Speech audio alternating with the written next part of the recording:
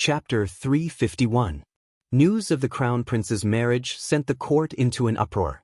The marriage of an imperial family was a complicated affair, to say nothing of the fact that it involved Emperor Tianhui, the imperial uncle's estate, and Great General Mu's three major powers.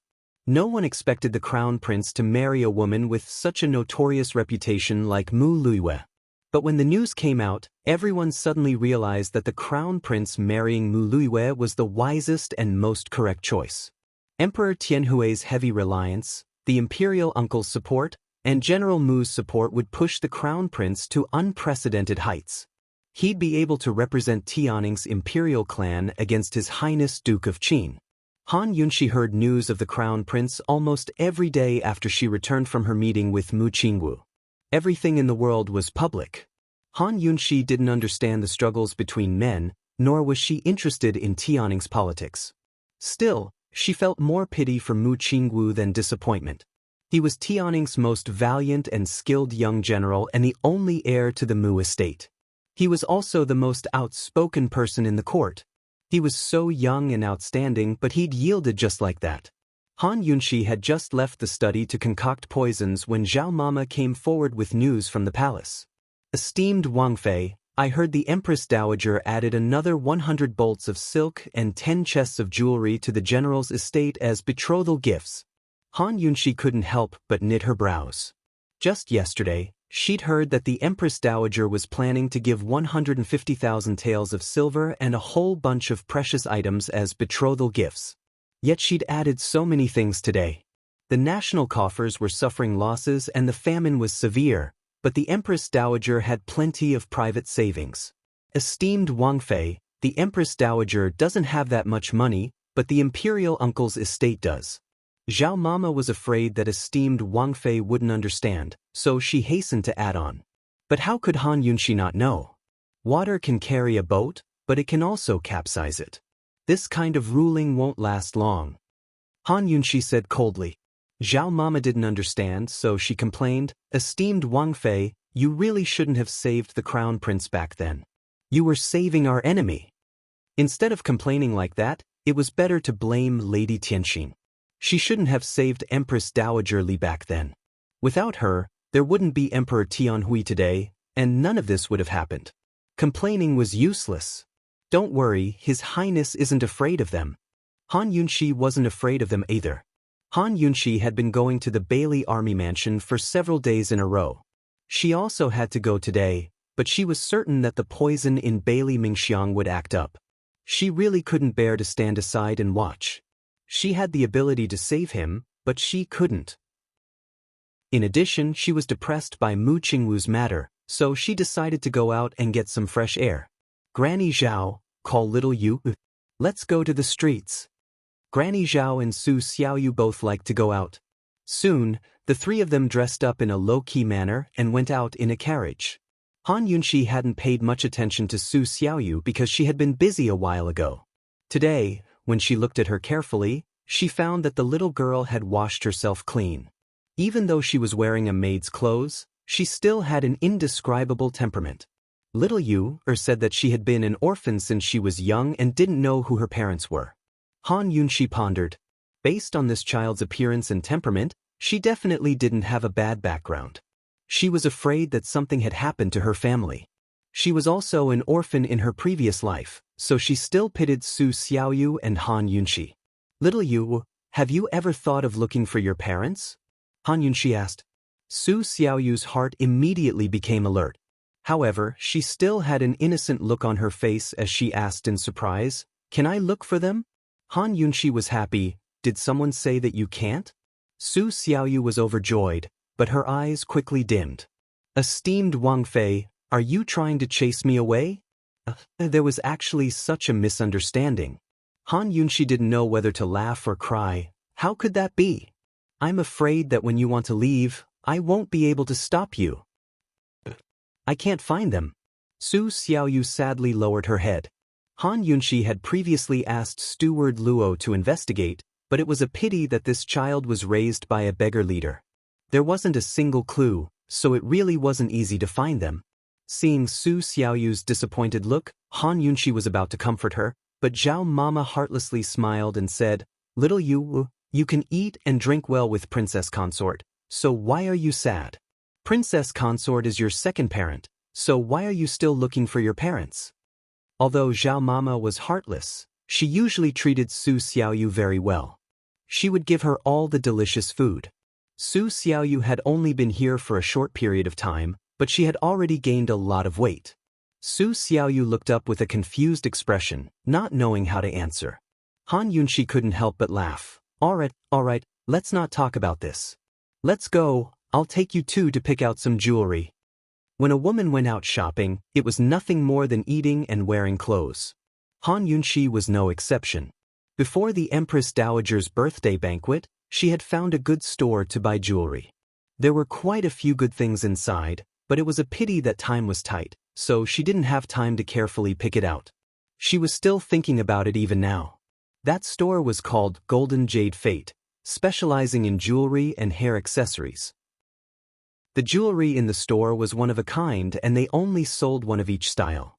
If one didn't make it in time, they wouldn't be able to find a second one in their life. Han Yunxi and the others arrived at the entrance. Before they even got out of the carriage, they found 6 guards with swords standing outside the door. "Princess Consort, what kind of important person has come? They actually brought 6 guards with swords?" Zhao Mama was surprised. There was a reason for bringing guards with swords out. Based on this posture, the person inside was at least a member of the royal family. Han Yunxi glanced over and her interest waned. The guards with swords were blocking the door, meaning that they had taken over the entire store and were not letting other buyers in. "Come back another day. Let's go to the Han family." Han Yunxi wasn't a meddlesome person, so she was too lazy to look for trouble. But who would have thought that when they were about to leave, they would hear a pitiful cry of pain. "Ah, Princess Consort, it's that female shop owner." Zhao Mama had been here before, so she immediately recognized the voice. As soon as her voice fell, another pitiful cry rang out. "Spare me! Miss Liyue, this commoner can't do it." The following words were filled with sobs, so Han Yunxi couldn't hear them clearly. But she didn't miss the words, "Miss Liyue." "Miss Liyue?" Han Yunxi was suspicious. "Princess Consort, it's Mu Liyue acting wildly. Go down and take a look, quickly." Zhao Mama liked to join in on the fun. Not only did she go down, she also dragged Su Xiaoyu down. Mu Liyue used to bully people in the palace when she was with Princess Chongping. Zhao Mama had met her a few times and didn't like this girl very much. Now that she was going to marry the crown prince, Zhao Mama was even more displeased with her.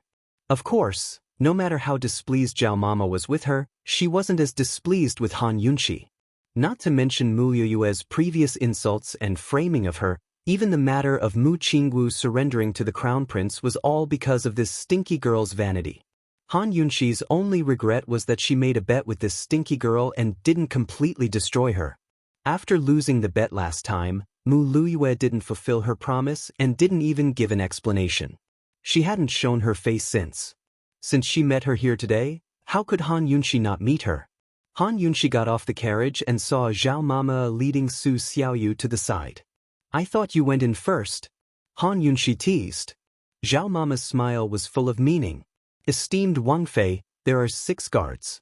This old servant can't get in without you." Han Yunxi was amused. "Then let's not go in. Have her come out." So speaking, she strode towards the gates, but was quickly blocked by a guard with a blade. "Don't you have eyes? Don't you see your brothers standing guard?" "What do you mean by standing guard?" Han Yunxi asked innocently. There were thousands of guards in Tianning's capital city, but not all of them recognized Han Yunxi's face. The guard looked Han Yunxi up and down, his eyes full of lust. He smiled and said, "You're a pretty girl, but I'm on duty today and don't have time to dote on you. Hurry and leave, lest I regret it." "Sir, I have a background. If you keep looking, you might lose your little life." Han Yunxi smiled innocently. The guard gave a start, then patted his chest exaggeratedly. I'm so scared. Let me in. I promise you'll be fine." Han Yunxi was still grinning. At this moment, more screams came from inside the inn. The guard immediately turned serious. Scram, scram, scram. I don't have time to play with you. Han Yunshi didn't move from her spot, but asked curiously, what's the background of the person inside? Let me go in and take a look. Maybe I know her. Know her? I'll scare you to death if I tell you. Hurry and scram, you hear me? Scram. The guard waved his hand impatiently. Han Yunshi crossed her arms, calm and collected. At this moment, Zhao Mama came forward and said earnestly, Little brother, you have to keep a low profile. My family's master's background is definitely bigger than the one inside, so you should hurry and get out of the way. The guard laughed out loud. Listen well, my family's master is the young miss of the great general's estate, the crown prince's future wife. Zhao Mama looked at him and suddenly laughed out loud. Listen well, my family's master is the young miss of the Han family in the north of the city. When she said this, the other guards all laughed out loud. Han family's young miss? Who's heard of that before? Hee, could it be that this Han family is related to the royal family? Is there? There are royal family members with the surname Han. When they said this, the 6 guards suddenly realized that something was wrong and all of them shut up. The Han family in the north of the city? There was only one Han family in the north of the city, the Han family of medicine. Their family's young miss was, suddenly, the guard who called himself master was so scared that he began to tremble. He was the first to kneel on the ground. Good luck to esteemed Princess Consort. The other 5 guards also kneeled in unison and saluted. Good luck to esteemed Princess Consort. These 6 armed guards were newly recruited by Mu Luiyue. They all had the same temper as Mu Luiyue and liked to bully others. Who knew that they would kick an iron plate on the street today? Qin Wangfei was famous for not being easy to provoke. It's not very auspicious. Han Yunshi yawned and lazily said, Zhao Mama, take good care of that master for me.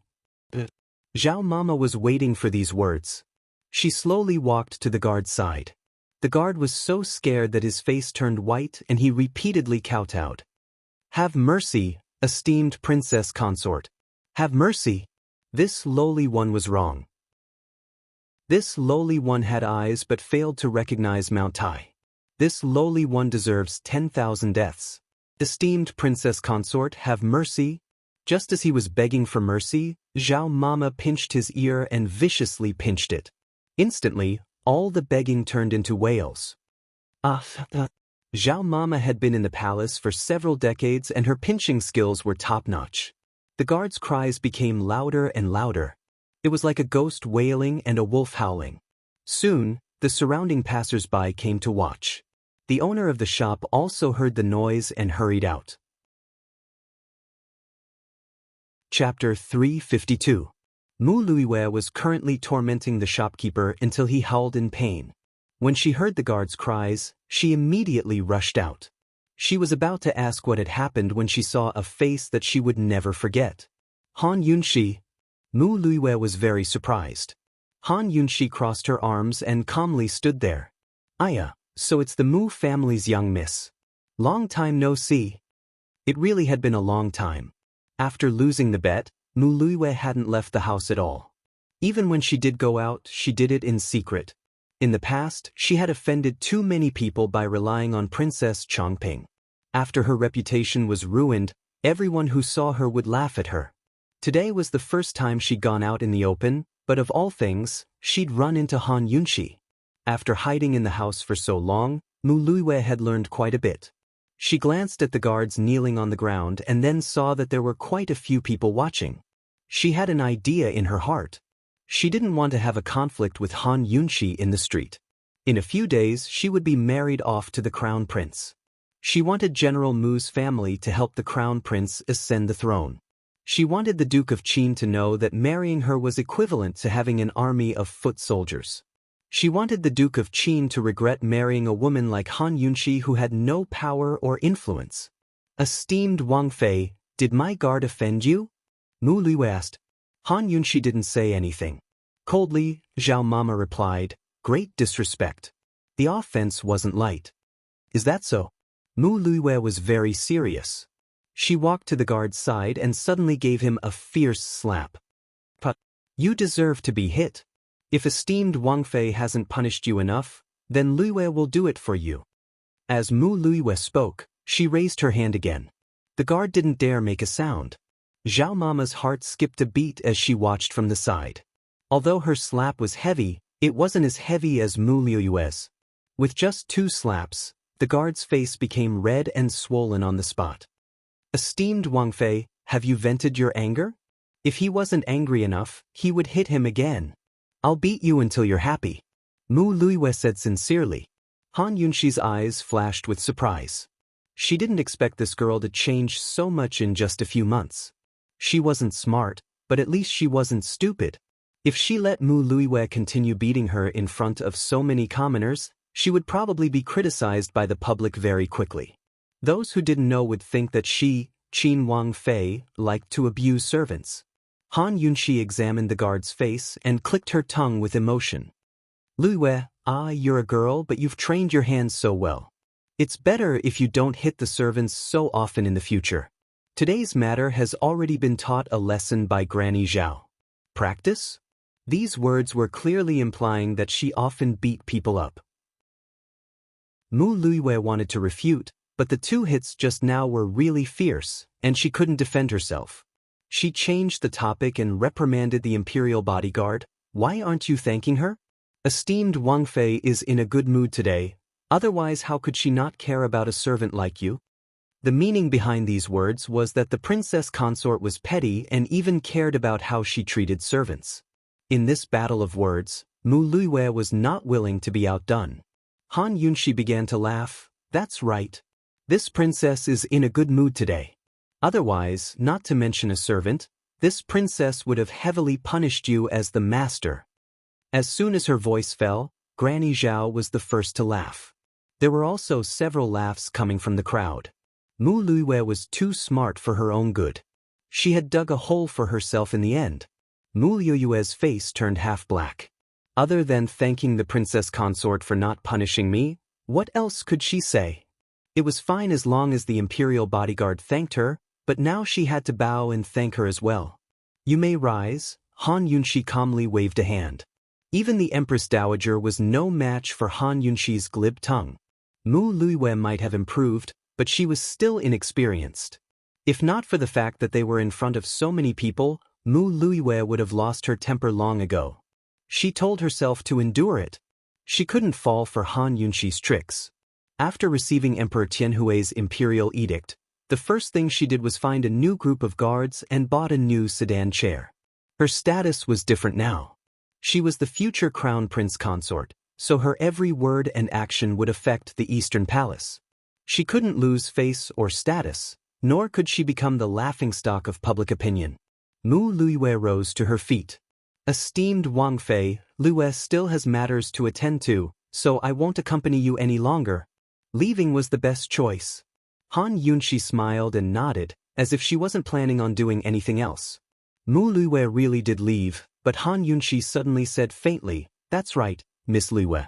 You haven't fulfilled your end of the bet we made last time, have you? Hearing this, Mu Luiyue's entire body felt unwell. That was all in the past. It was all in the past. Why was Han Yunxi bringing it up again? She was going to marry the crown prince in a few days. Right now, the entire capital was talking about the crown prince's wedding. Han Yunxi was obviously doing this on purpose. Mu Luiyue grew angrier the more she thought about it. In the end, she couldn't help but turn around and shout, Didn't my big brother run around the streets in my place? What else do you want? You disappeared after you lost the bet. I haven't seen you until now, so I thought you didn't keep your word. Han Yunxi gave a harmless smile. That matter had caused a stir in the city. Especially when Mu Qinggu ran around the streets naked, the commoners all knew about it. So the one marrying the crown prince is really this Miss Mu. It was unknown who shouted from the crowd, but the surrounding people began to talk. Mu Luiyue's face burned up. She quickly got into the sedan and fiercely threw down the curtain. Let's go. Seeing his fleeing figure, Han Yunxi's gloomy mood for the past few days suddenly brightened up considerably. Actually, she didn't come here just to find trouble with Mu Luiyue. She just happened to bump into Mu Luiyue. Seeing Han Yunxi smile, Mama Zhao said, Esteemed Wang Fei, are you feeling better now? If the young general insists on doing this, then let's just let him do as he pleases. People talk about fate, so we don't need a friend like the young general. Although Mama Zhao kept nagging at the residence a few days ago, she knew that esteemed Wang Fei was feeling very uncomfortable.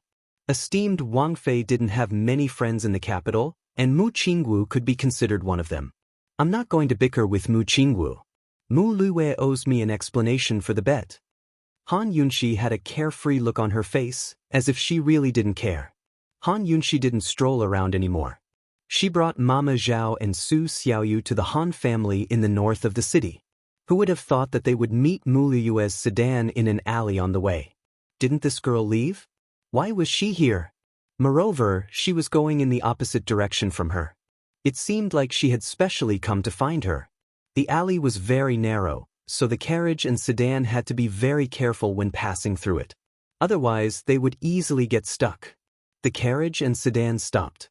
Unlike their previous behavior on the street, there was no one around. Mu Luiwei didn't have any scruples and was extremely arrogant. She didn't get off the carriage. Instead, she lifted the curtain and said with a smile, Han Yunxi, come out. Han Yunxi was too lazy to put on an act with her. She lifted the curtain and asked coldly, what's the matter? I forgot to tell you earlier. The crown prince will give me a grand wedding.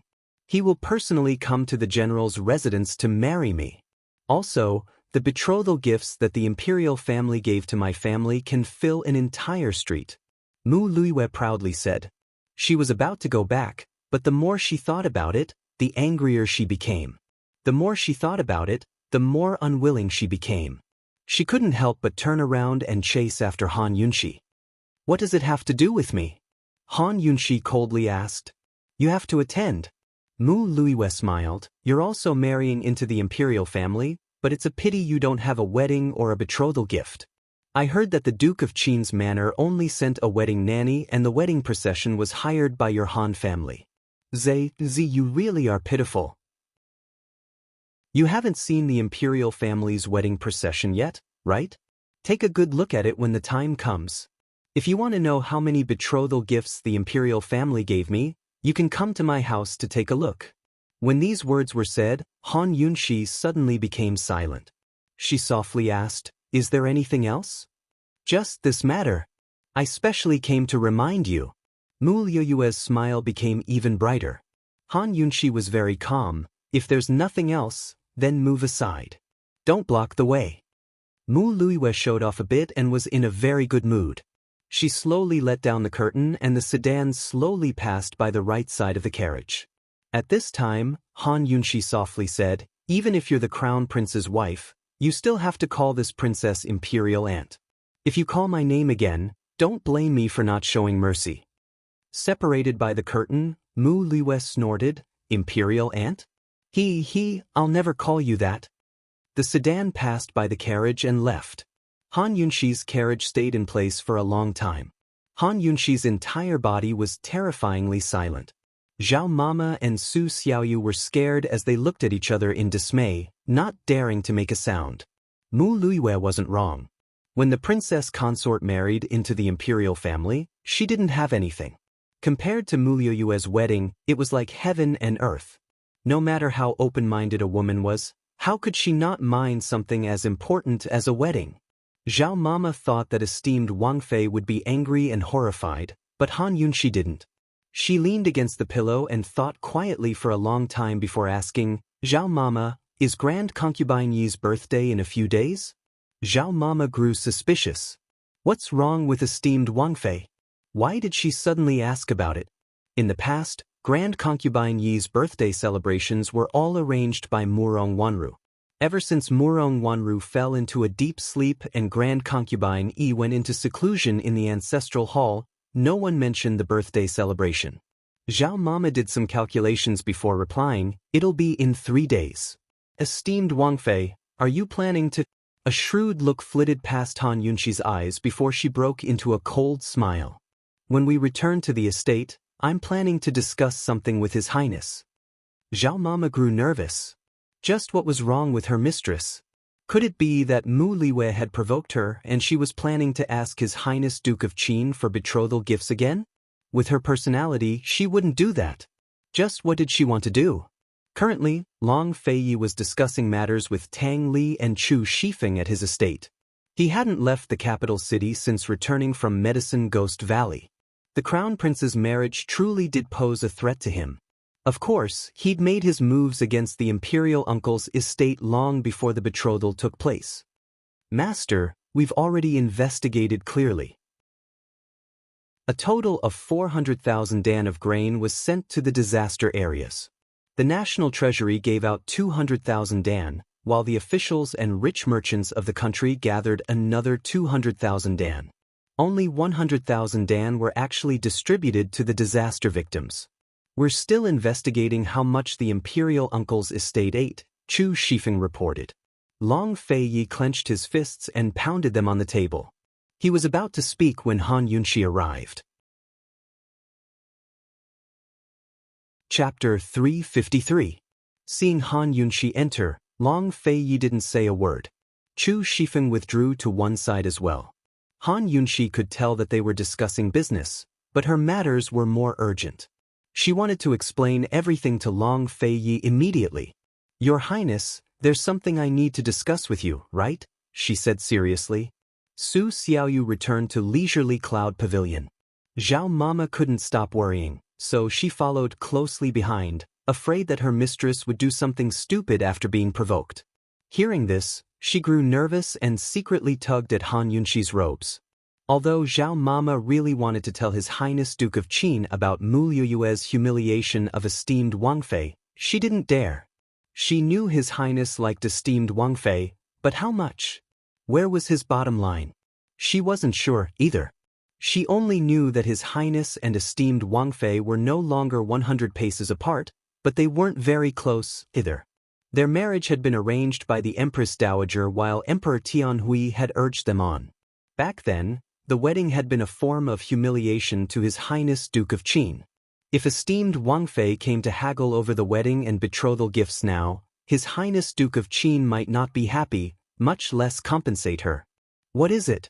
Long Fei asked. In his impression, this woman rarely took the initiative to discuss matters with him, much less be in such a rush. Allowing Zhao Mama to tug at her robes from behind, Han Yunxi said seriously, Your Highness, Chen Xie wants to hold a birthday banquet for Mu Fei. Zhao Mama was stunned. How could this be? Long Feiyi and the rest were surprised as well. Why would this woman suddenly have such an idea? Why? Long Feiyi asked. Han Yunxi's eyes flashed with craftiness before she suddenly drew close. Long Feiyi was surprised, but he didn't avoid her. Han Yunxi grinned and leaned close to Long Fei's ear. She whispered something, but Long Fei only nodded his head in amusement. The few people present were confused. They wanted to ask, but they didn't dare to interrupt. Han Yunxi spoke in detail for a long time. Her breath unintentionally tickled Long Fei's ears. When she finished speaking and stood up, Long Feiyi actually felt that she hadn't had enough. However, Han Yunxi had no idea how intimate the scene was. She asked seriously, Your Highness, what do you think? Long Feiyi casually pinched his ears and said, Let's do as you say. Han Yunxi was overjoyed. Will His Highness participate? Long Feiyi chuckled. Yes. The two of them seemed to be in a good mood, but Tang Li and the others were confused. What did they talk about? Were they really going to hold a birthday banquet for Grand Concubine Yi? After Han Yunxi left, Tang Li asked in bewilderment, Big bro, it shouldn't be appropriate for Grand Concubine Yi to show her face again, right?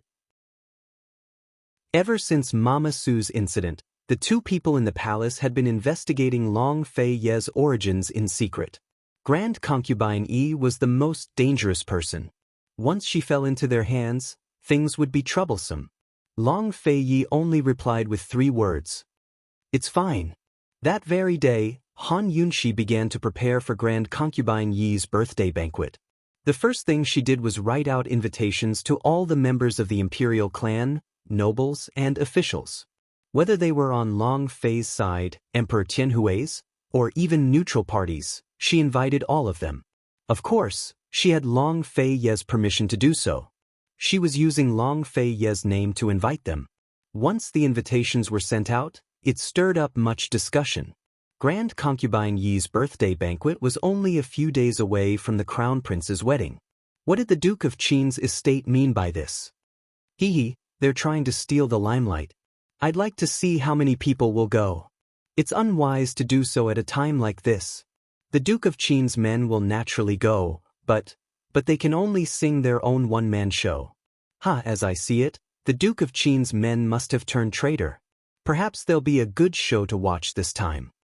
I never expected the great general to stand on the Crown Prince's side. The Duke of Qin is in danger. If the Crown Prince wasn't marrying General Mu's daughter, perhaps Grand Concubine Yi's birthday banquet would be very lively. But under these circumstances, the Duke of Qin's estate was sending out invitations on such short notice. Even General Bailey was puzzled. Wasn't His Highness Duke of Qin just asking for a snub? Long Fei didn't offer any explanations. While everyone was pessimistic about the birthday banquet, many of them even announced that they wouldn't attend. Han Yunxi suddenly used Long Fei Ye's name to make another announcement. The gist of the announcement was that Grand Concubine Yi's birthday banquet would be a vegetarian one. Because Grand Concubine Yi was a vegetarian, and because of the severe famine, she advocated frugality and rejected extravagance. Most importantly, she wouldn't accept any congratulatory gifts, but would hold an auction for precious medicinal plants during the banquet. All proceeds would be used to donate to the disaster areas. Once the announcement was made, it caused a huge uproar. None of the supporters of the Duke of Qin's estate had any objections, but all of them were full of praise and support. Even Emperor Tianhui's side and the neutral factions couldn't refuse. After all, this was a good thing for the sake of the people. Even if they didn't like it, they had to show their support on the surface. Han Yunxi really was naughty. Instead of making things clear all at once, she sent out invitations first, followed by an announcement. How many cynical people had slapped themselves in the face? Long Fei stood in his study, watching the busy figure by the window of the leisurely cloud pavilion. His gaze grew doting. Emperor Tianhui stared at the invitation for the Empress Dowager with a gloomy face. Buying the hearts of the people, what a hypocrite. I'll go take a look and see what kind of tricks they're playing. The Empress Dowager still disapproved. But Han Yunxi sent people to spread the news. Within 2 days, the news had spread to the capital and the surrounding cities, even spreading throughout the country. In a flash, the news overshadowed the news of the Crown Prince's wedding. Everyone was talking about Grand Concubine Yi's birthday banquet and singing praises of His Highness Duke of Qin's love for the people. No one mentioned the Crown Prince or Mu Luiwei again. Before the banquet even started, Han Yunxi had already built up the momentum. By now, both the Empress Dowager and Emperor Tianhui were growing anxious. Of course, outsiders had no idea that this was Han Yunxi's idea. Everyone assumed it was the Duke of Qin's handiwork. There were only a few days between Grand Concubine Yi's birthday banquet and the Crown Prince's wedding. How could the Crown Prince dare to hold a grand wedding at this critical juncture? Even the betrothal gifts couldn't be excessive. But the list of betrothal gifts had already been made public. It wouldn't be right to refuse now. Imperial Father, as Ken sees it, why don't we donate all the betrothal gifts? Donate all the silver for the wedding preparations too? Let's keep it simple. Long Tianma admired His Highness Duke of Qin's methods. Marrying Mu Luiwei was only for the sake of the general's estate. He didn't care about the wedding. To him, the simpler it was, the easier it was. He never thought he'd marry Mu Luiwei. The more lively the wedding, the more depressed he'd feel. Before Emperor Tianhui could speak, the Empress Dowager raged, "That won't do. How could the Grand Crown Prince's wedding be simple? The Duke of Qin is waiting to see you do it simple. Are you really going to let them have their way? Imperial Grandmother, the hearts of the people are more important than anything else." Ken didn't want to be extravagant in the first place, the Crown Prince said seriously. Of course the Empress Dowager understood this as well, but she couldn't accept it. How much effort had she put into arranging her grandson's wedding? After all, most of the silver for the wedding preparations and betrothal gifts had come from the imperial uncle's estate. In other words, he was using the Crown Prince's wedding as an opportunity to bribe General Mu's estate. Although the wedding was already set and Mu Qingwu was on good terms with the Crown Prince, The imperial uncle still couldn't set his heart at ease. He was a shrewd old fox. He knew that the general's estate might not do anything even if they formed an alliance through marriage. But once he took the money, he'd have no choice but to do things. If this was any other day, General Mu and Mu Qingwu might not accept a large sum of silver directly. But if he used this chance to send it over as betrothal gifts and let everyone know that it wasn't a small sum, then General Mu would accept it. Even if he wanted to refuse the crown prince in the future, he wouldn't have the face to do so. If he donated the silver just like that, how was he supposed to explain things to the imperial uncle? The crown prince was too lazy to pay attention to the Empress Dowager. His expression was serious as he spoke to Emperor Tianhui. Imperial father, the current situation is a good chance for us to win over the hearts of the people. Aken wants to personally attend the birthday banquet auction and use all of the funds from the wedding for the auction. Emperor Tianhui knew better than anyone else that the crown prince had to attend Grand Concubine Yi's birthday banquet. Moreover, he had to bring the silver with him to steal back the limelight. He'd rather fight against the imperial uncle's estate in the future than give Long Fei Yi a chance to fight for power now. He'd agreed to attend the wedding banquet precisely because he wanted to use the crown prince's faction to rise to power to deal with Long Fei Yi. Originally, he was planning to wait until the wedding banquet was over and the imperial uncle's estate and the general's estate were officially allied. Then he'd make a move against Long Fei Yi. But who knew that the Long Fei Yi would play such a trick at a time like this? It had to be said that Emperor Tianhui admired this move. Of course, he knew what the imperial uncle's intentions were as well. After some hesitation, he stroked his beard and said, "Tianma, you can decide for yourself on this matter." Emperor. The Empress Dowager panicked. "Muhu, there's still plenty of time in the future," Emperor Tianhui said, before adding, "Muhu, you can't let Grand Concubine Yi win over the hearts of the people." These words reminded the Empress Dowager that this was Grand Concubine Yi's birthday banquet. If they held it like this, Grand Concubine Yi's reputation would spread far and wide. Perhaps she'd even surpass the Empress Dowager in the hearts of the people. No, she had to bring the silver with her to steal back the limelight. Mu Luiyue was oblivious to all that was going on in the palace. The general's estate had received an invitation as well, so she naturally wanted to attend. She knew that the famine was a way to win over the hearts of the people, but she didn't think it was that serious. She didn't link it to the wedding banquet. She figured that this would be her first time showing her face in public before the wedding banquet. No matter what, she had to show off a bit. Thus, she prepared quite a bit of silver as well. Just like that, all of the major powers in the capital prepared their silver to wait for Grand Concubine Yi's birthday banquet. If everyone found out that the Duke of Qin hadn't planned this banquet at all, but that Mu Luiyue had provoked Qin Wangfei so she could teach her a lesson, how would they react? But that was a story for another time. Chapter 354. Over the past few days, Chu Shifeng had been investigating all sorts of news and was overjoyed. Originally, His Highness had wanted to get involved with the Crown Prince's high-profile wedding, but esteemed Wang Fei's actions saved him a lot of effort.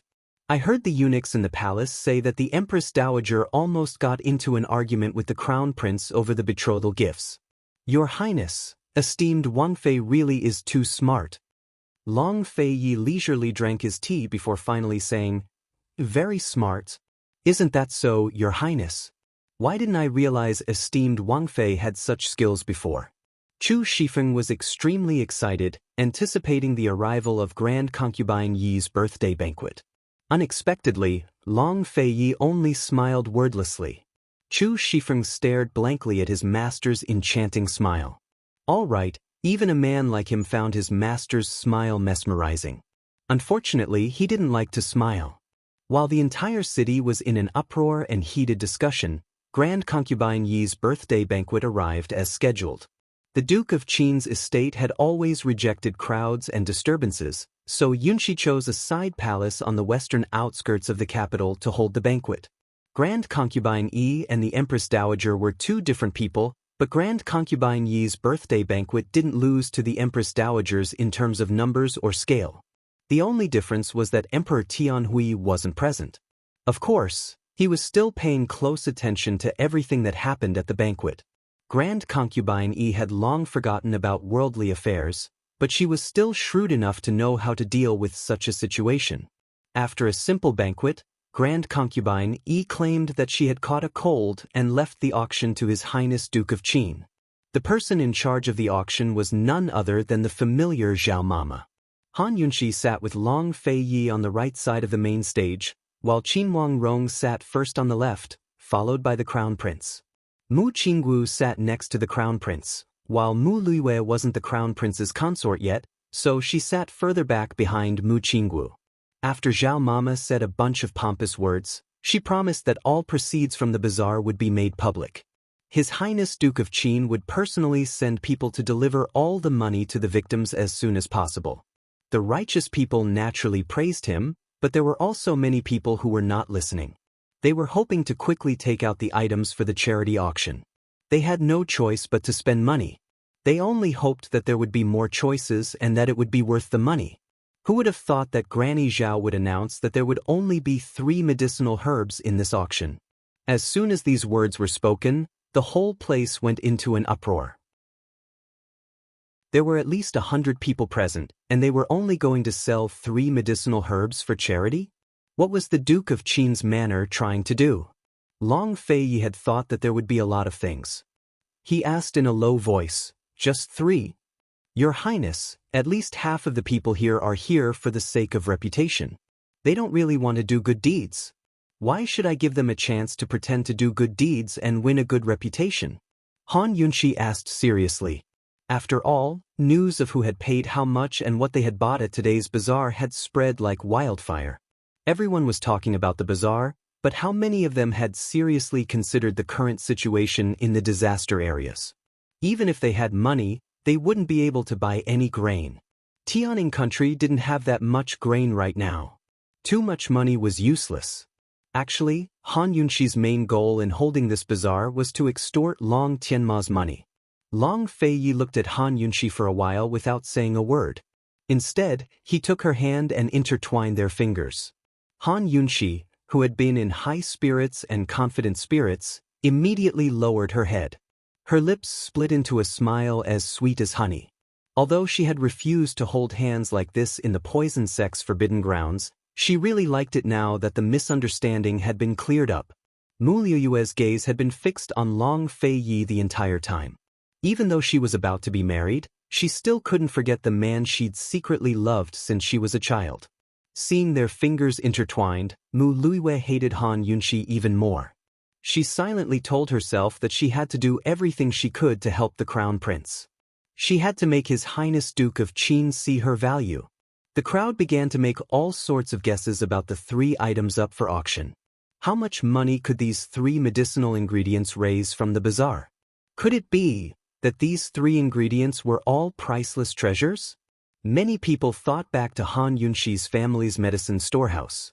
Perhaps they really were top-notch ingredients. "Zhao Mama, let's begin. Take out the items," Han Yunxi said with a smile. Han Yunxi sat by Long Fei Yi's side, her fingers intertwined with his. Long Fei Yi didn't speak, but she did. She was like Long Fei Yi's spokesperson, acting like the mistress of the house. "Yes, esteemed Wang Fei." Zhao Mama beckoned with her finger, and a maidservant presented the first medicinal ingredient. It was placed on a plate covered with a red cloth, so no one could see what it was. Just as everyone was curious, Granny Zhao lifted the red cloth and saw that what lay on the plate was none other than an extremely ordinary Angelica. No one thought that this would happen. She actually took out an Angelica to auction. How much did she want to sell it for?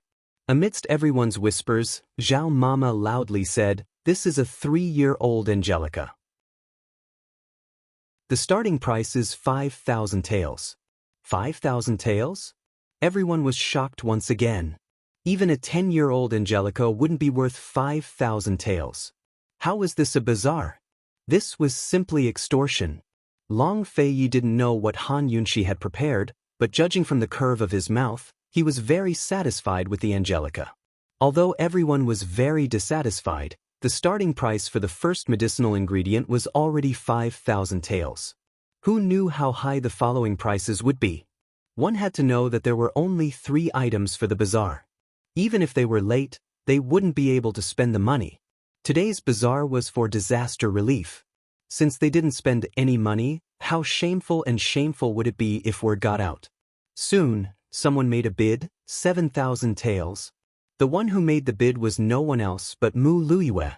She thought that if she could get the first medicinal ingredient, she would definitely become the most popular person. Perhaps this time, she would be able to restore her reputation. 8,000 taels. Someone immediately raised the price. Mu Luiyue wasn't in a hurry, but who knew that there would be so many people following her? From 8,000 taels all the way to 20,000 taels. 20,000 and 1,000 taels. Mu Luiyue raised the price again. 22,000 taels. Someone immediately followed. Add another 1,000. Mu Luiyue raised her hand again. Add another 1,000. That person didn't let go. Add another 5,000. Mu Luiyue threw caution to the wind. This time, that person wilted. 25,000 taels wasn't a small amount. The whole place was silent. Mu Luiyue secretly felt smug. Although 25,000 taels wasn't a small amount, for the sake of her reputation, she was willing to throw caution to the wind. She used up all her private savings, and with the dowry given by her father, it should be enough. 25,000 taels, going once. Is there anyone who wants to increase the price? Zhao Mama asked loudly. Mu Luiyue was feeling smug. She thought that she would definitely win. Who knew that General Bailey would actually open his mouth? 100,000 taels? Tiske, what a big deal. Everyone looked at each other in dismay. They couldn't imagine it. Mu Luiyue was immediately dumbfounded. She realized that she was nothing in front of the other party.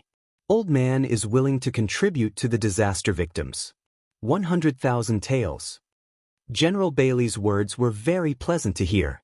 The bazaar was just a formality. The key was to pay. This wasn't paying to buy the Angelica, but to donate. General Bailey's generosity is the fortune of the disaster victims. Zhao Mama sighed with emotion. Qin Wang Rong and Long Tianma finally couldn't sit still. Long Tianma couldn't help but open his mouth. 200,000. This, how could they play together like this? Just a moment ago, the price was increasing by 1 or 2,000 taels. Now, it was increasing by 100,000 taels? When the price was announced, everyone sucked in a breath of cold air. The Crown Prince was indeed the Crown Prince. With the Imperial Uncle's support, he was rich and overbearing. This time, General Bailey didn't bid. Of course, no one else bid either. Long Tianma bought the Angelica from the Duke of Qin's estate for 200,000 taels. Mu Luiyue didn't have any love for her future husband, but she had placed a lot of hope in him. Seeing this, she couldn't help but sigh with emotion. The Crown Prince and his financial resources far exceeded her imagination. She thought that the Crown Prince would be tight on money after spending so much money. She didn't think that he would still be so generous. Who knew how deep his foundation was? Just like that, the first medicinal ingredient was happily won. A servant girl brought over the second ingredient. Zhao Mama made a big move again. Everyone hoped that the second ingredient would be better. But reality proved that Han Yunxi was definitely the most stingy princess in the world. The second ingredient was actually cassia seed. Moreover, there was only 1 seed. But for this lousy item, everyone had to fight to be the first to bid. Even if they didn't win in the end, they had at least participated in the bidding.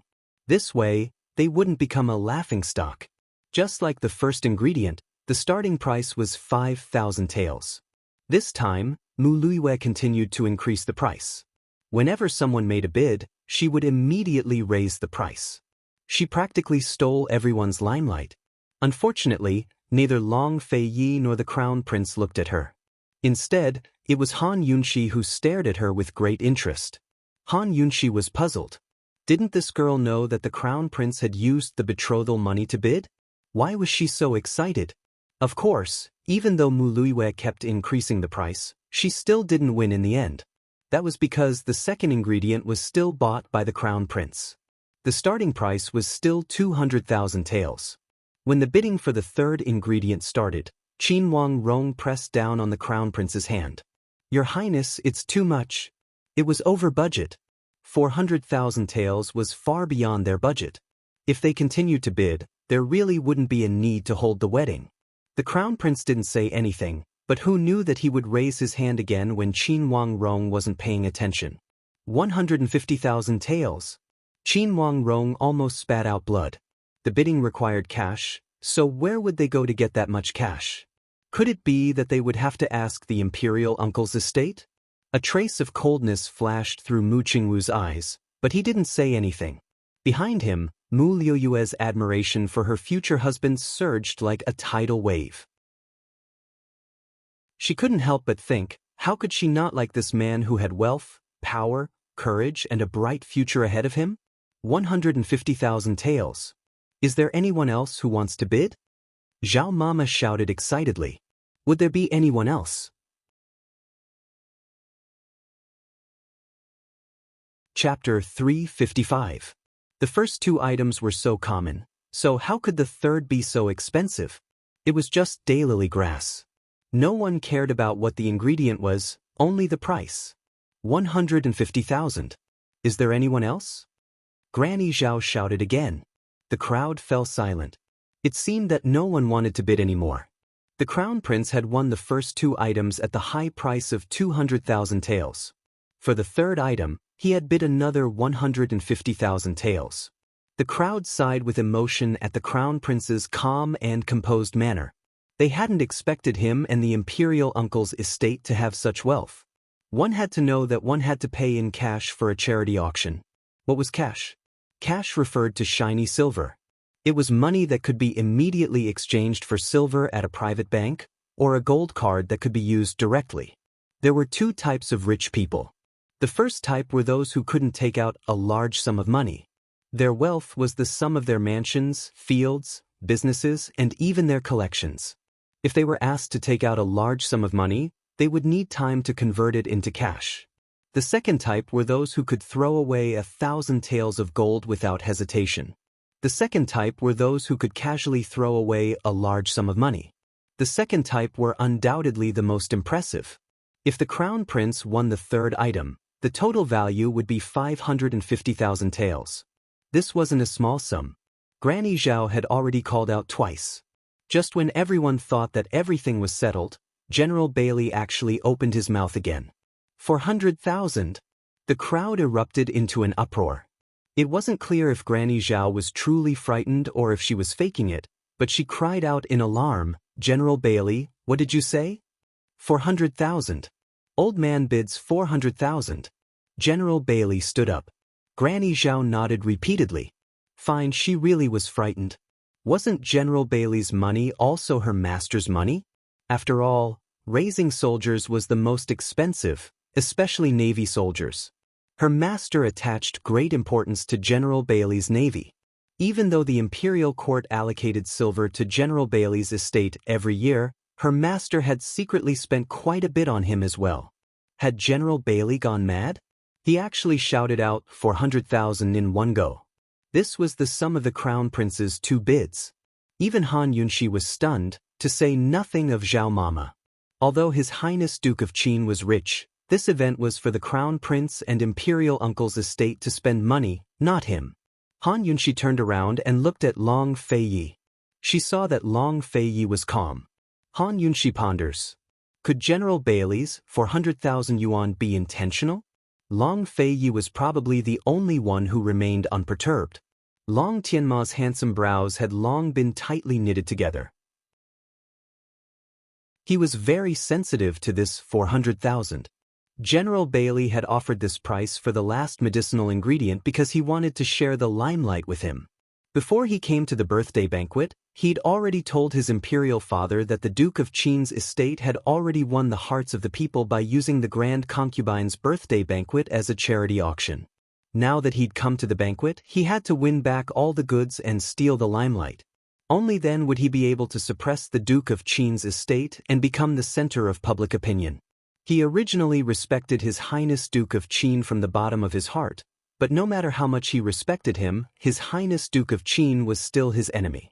His Highness Duke of Qin wasn't just a formidable opponent for the throne, He might even be a formidable opponent for the throne.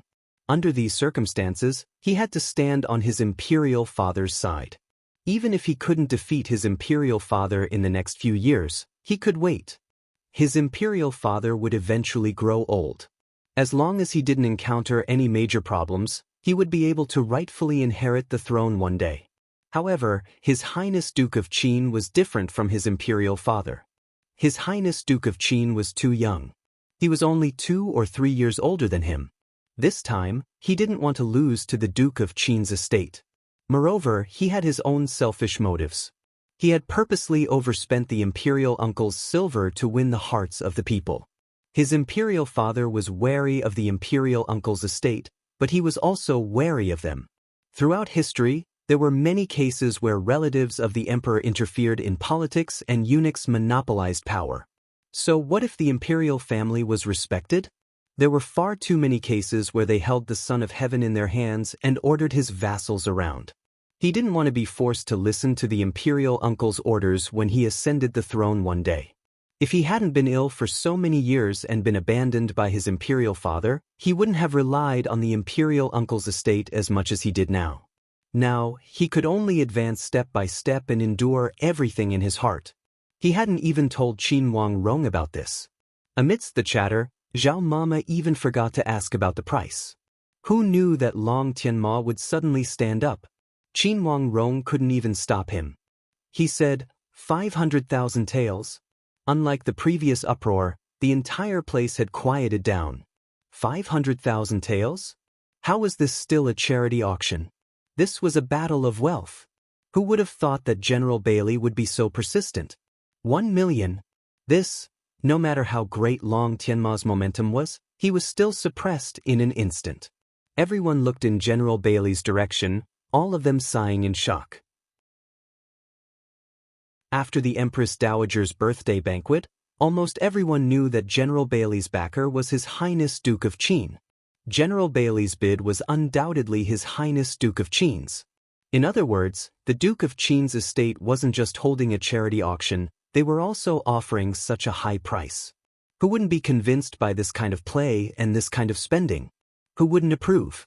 At this time, everyone suddenly realized that His Highness Duke of Qin was richer than they'd imagined. Long Tianma stared at General Bailey in a daze, his breathing ragged. 1 million. He didn't dare to raise the price any further. If he did, the total price would exceed 1.4 million taels. He had no choice but to consider whether the imperial uncle's estate could afford such a large sum of cash. One had to know that the rules of a charity auction were that the buyer had to pay half of the price up front and pay the rest within 10 days. If he couldn't come up with that much cash by then, he'd lose a lot of face. But he really wanted to raise the price even further. Han Yunxi, who'd been pondering General Bailey's actions this entire time, suddenly understood. She was certain that General Bailey didn't really want to bid, but was purposely raising the price to force Long Tianma to raise the price. Han Yunxi grinned craftily. Granny Zhao, what are you waiting for? Hit the hammer. Granny Zhao's mind was blank. She dumbly slammed the hammer down with a resounding clang. 1 million going once. Is there anyone else who wants to bid? The entire hall was silent. 1 million going twice. Anyone else? Granny Zhao shouted again. The hall was still silent. Only the sound of everyone's breathing could be heard. Long Tianma stood in place, holding his breath. He was so close to impulsively raising his hand and shouting out a price, but in the end he managed to restrain himself. 1 million going thrice. Is there anyone else? Granny Zhao shouted. She raised the hammer high and was about to hit the hammer. In that moment, everyone's eyes gathered on the hammer. Even Han Yunxi and General Bailey couldn't help but feel nervous. Raising the price like this, would they end up shooting themselves in the foot? Not only did they fail to make the crown prince raise the price, but they also lost the 150,000 he'd originally bid. The bidding hammer slowly fell onto the table. Only Long Feiyi gracefully raised his teacup and lowered his eyes to sip the tea. In this tense atmosphere, 1 flower, 1 cup of tea, 1 world. In this silence, someone suddenly stood up. It was none other than the imperial uncle's only son, the Empress Dowager's most beloved grandnephew, the crown prince's cousin, and the most hedonistic young master in the capital. He was the third young master, Li Liun, who represented the imperial uncle's estate at the grand concubine's birthday banquet. He was very skinny, but he was dressed in loose, wide-sleeved brocade robes and a large jade pearl necklace. His shoulders were slanted to one side, and his body was trembling frivolously. He didn't have any posture at all. Han Yunxi recognized him at a glance. She remembered how she'd gone to the imperial uncle's estate to save him when the plague had threatened Tianning's capital. The situation had been dire then, and this fellow might have lost his life if she'd been late. As soon as he stood up, Han Yunxi exhaled in relief. She knew that General Bailey's provocation had succeeded. Li Liun stood there for a long time until everyone was looking at him. Finally, he smiled coldly in satisfaction and slowly walked out of his seat. The imperial uncle of the current dynasty was a wily fox who kept a low profile. How did he raise a son like this? He was spoiled rotten. Seeing this, Granny Zhao stopped moving on the table. The hammer was only 3 or 4 inches away from the surface. Under everyone's watchful eyes, Li Liun strutted towards the auction stage. Unexpectedly, he snatched the hammer from her hand and turned to sweep his gaze across the crowd. 2 million. Is there anyone else who wants to raise the price? The scene was already very quiet, but his words made it even quieter. Even the breathing exercises stopped. How many people were holding their breaths now? Long Tianma and Qin Wangrong were stunned. It had to be said that Han Yunxi was flabbergasted as well. She knew this fellow would raise the price, but she never expected it to be like this. At this moment, Long Fei Ye's lips curved up in a satisfied smile. General Bailey didn't raise the price any further. Is there no one else? Li Liun asked despite knowing the answer. He dropped the hammer playfully. General Bailey, are you still going to raise the price? He actually dared to provoke him. If not, then I'll drop the hammer. Don't regret it. So speaking, he dropped the hammer again. He didn't dare to provoke the Duke of Qin directly, but he still shot him a glance. Is there anyone else who wants to raise the price? If not, then this young master's hammer will make the final call. No one. Under these circumstances, raising the price by 1 copper coin would mean paying 2 million. No one spoke for a long time. Li Liun was extremely smug. Everyone, my apologies. Thank you for letting me win. With that, he slammed the hammer down. Clang. The sound reverberated throughout the courtyard. The imperial uncle's estate had received an invitation this time, so his father and grandfather naturally wouldn't give face to the Duke of Qin's estate. Originally, his mother had wanted to come, but she was ill, so he had to come instead. He was famous for spending money like water, and his father always scolded him for it. Before returning, his father had repeatedly warned him not to bid against the crown prince and not to steal his limelight. The crown prince had been in the limelight for so long. Although he was itching to make a move, he'd obediently watched from the sidelines. However, when the situation changed, he couldn't sit still any longer. If he couldn't compete with the crown prince, then he could at least compete with General Bailey, right? He didn't care what the meaning of this auction was. He only knew that if the crown prince couldn't hold on, then he had to step in. No matter what, he couldn't let the Duke of Qin's estate continue to be so arrogant. 2 million, it was decided. The auction was over. Was it really over? No, His Highness Duke of Qin still had matters to attend to.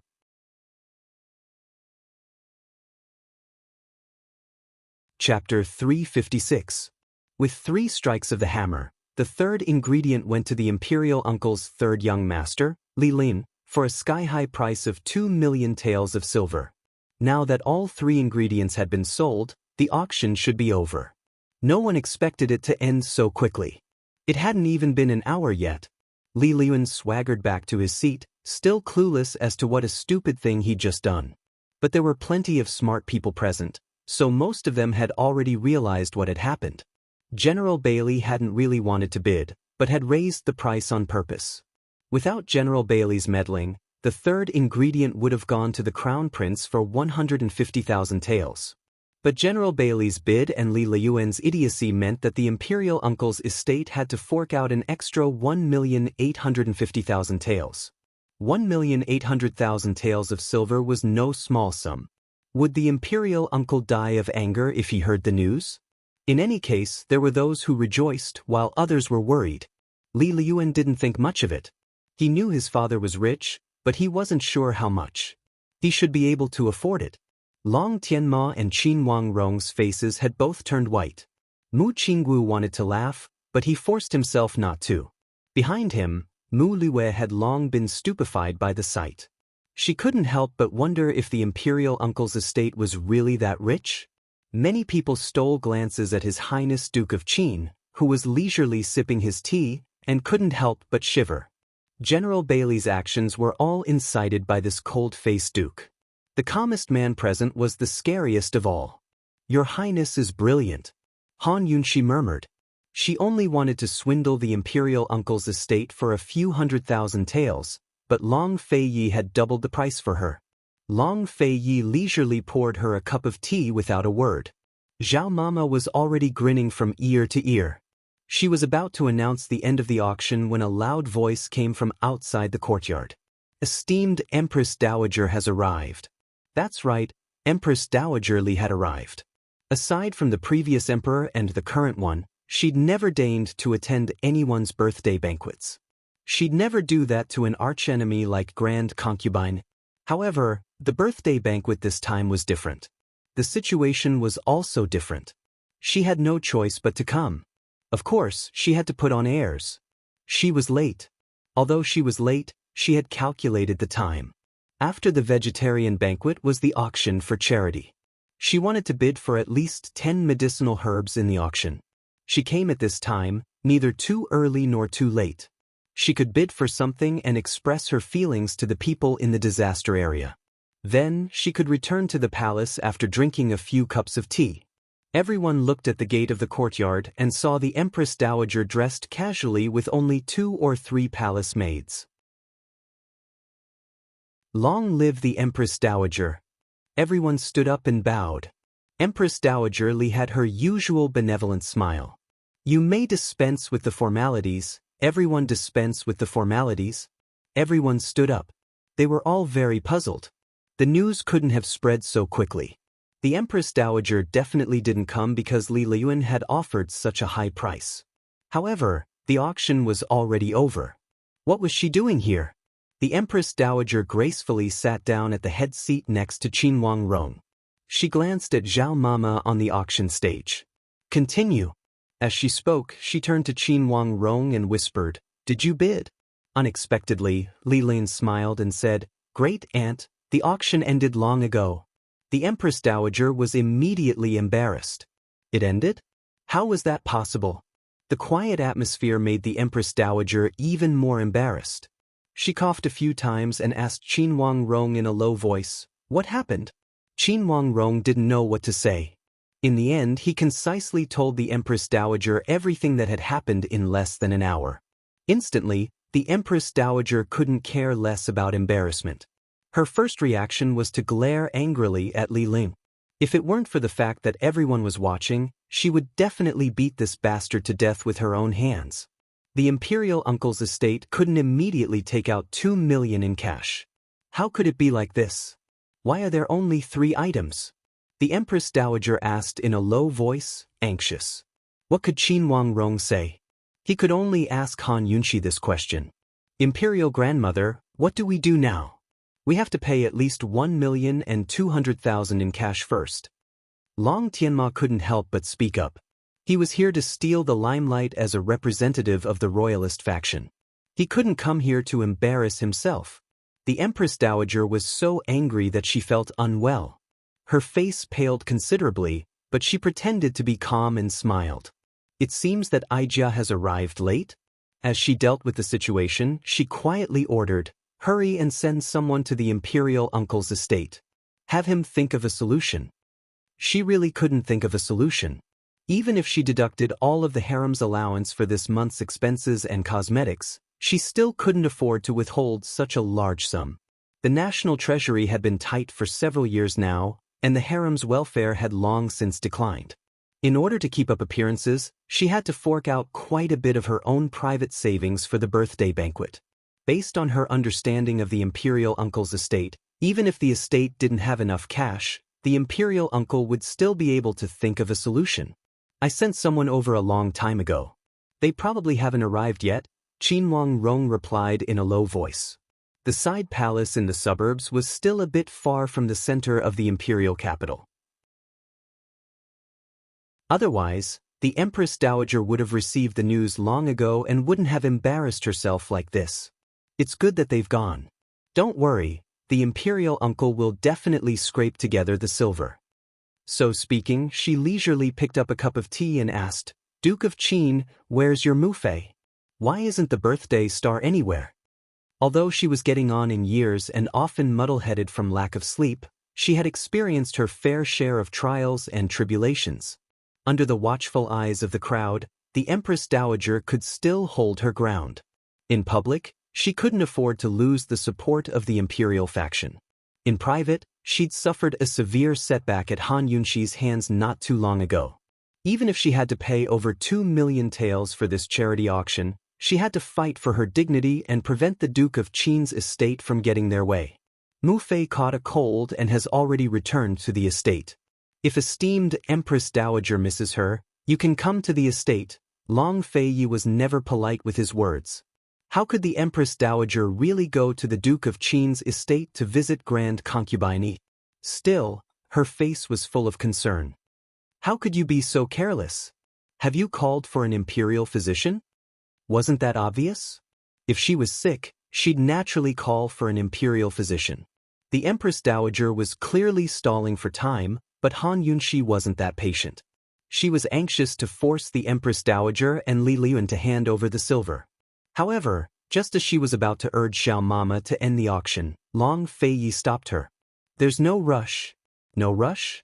What else does this guy want? Is there anything else he can do? The auction was a complete success. It couldn't have been worse. Han Yunxi couldn't think of anything else Long Feiyi wanted, but she was more than willing to wait patiently. Long Feiyi didn't pay much attention to the Empress Dowager. When the Empress Dowager started chatting with the others, no one dared to be as arrogant as Long Feiyi. Everyone responded respectfully. Time flew by as they chatted. Before long, the young eunuch who'd been sent to the imperial uncle's estate returned. Esteemed Empress Dowager, the imperial uncle said that he'll be able to raise half of the money by the end of the year. The rest will be raised within 10 days. The young eunuch reported truthfully. In truth, he wanted to say that the imperial uncle had smashed everything in his study before he gave those words. He'd almost drawn a knife and rushed over to kill a certain someone. The Empress Dowager, Qinhuang Rong, and the Crown Prince all sighed in relief. It's good that the problem isn't too big, the Crown Prince said indifferently. Although the price was high, at least we managed to steal the limelight. Once news of this spreads, the Duke of Qin's estate's reputation will fall behind the Crown Prince and the imperial uncle's estate. Qinhuang Rong sighed. This was their only consolation. At the very least, they'd achieved their goal in coming here after paying such a high price. The Crown Prince hadn't wasted 2 bids of 200,000 taels. That's right, that's right. Crown Prince, send a few people to spread the news. Don't let the money be spent in vain. The Empress Dowager hurriedly said. All 3 of them were delighted that they'd escaped without any mishap. Since the imperial uncle's estate had spoken, the Empress Dowager didn't delay any longer. She smiled and said, It's getting late. Since His Highness Duke of Qin has nothing else to auction as I see it, let's disperse here. Her words were a bit too provocative. No one dared to speak up, but the Empress Dowager sighed with pride. The Crown Prince and the imperial uncle's estate are concerned about the common people and the disaster victims. It's Tanning's great fortune to be so generous. Many of the people present chimed in at her words. Very soon, the mood changed from praises to praises. It had to be said that Han Yunxi was starting to feel a little unreconciled. Although they'd tricked them, she still felt that it wasn't enough. She looked back at Long Feiyi and saw that he didn't seem to mind the atmosphere at all. His head was bowed as he spoke to Chu Shifeng, as if explaining something. Han Yunxi couldn't help but wonder if she'd guessed wrongly when he'd said, no rush. Xiao Mama, who'd been in a good mood this whole time, was now unhappy. She couldn't be bothered to listen to such hypocritical praises anymore, so she took advantage of the break in conversation to announce, "Ladies and gentlemen, the charity auction is over." The funds raised totaled 2.4 million taels of silver, all of which will be given to the Ministry of Revenue to donate to the disaster areas and sell grain for relief. I ask that Your Highness Crown Prince and Third Young Master give half of the money to the Ministry of Revenue today and the rest within 10 days. The Crown Prince immediately rose to his feet. Definitely. Li Liyuan rose to his feet as well, extremely arrogant. We can pay it all today. What need is there for 10 days? It's just a small token of appreciation for the disaster victims. Although the Empress Dowager dearly wanted to give the brat a beating, she was more than happy to let him be so arrogant.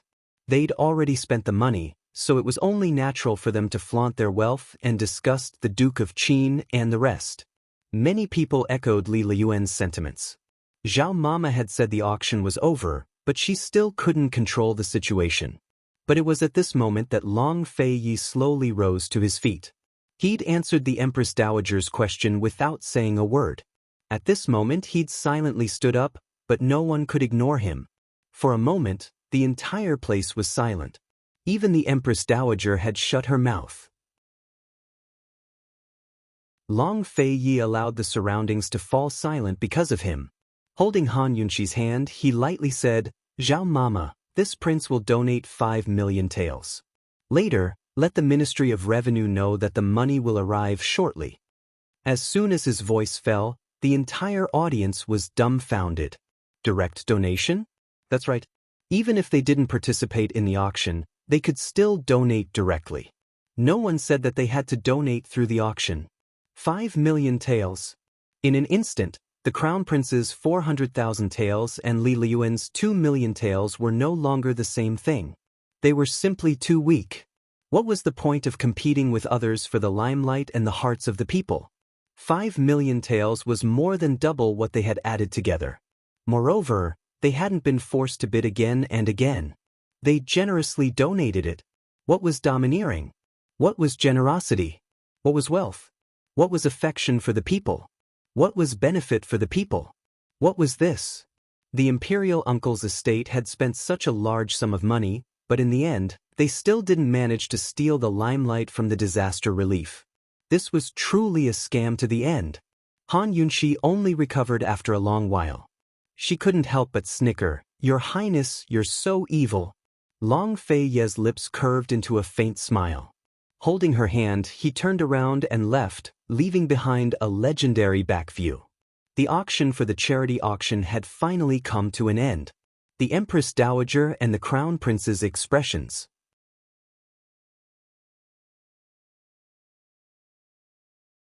Chapter 357. Just like that, Long Fei Yi led Han Yunxi away. Han Yunxi didn't even have time to look at the expressions of the Crown Prince and Empress Dowager, or Mu Liuyue's reaction. But that didn't matter. Zhao Mama would take a good look on her esteemed Wang Fei's behalf before returning to report back.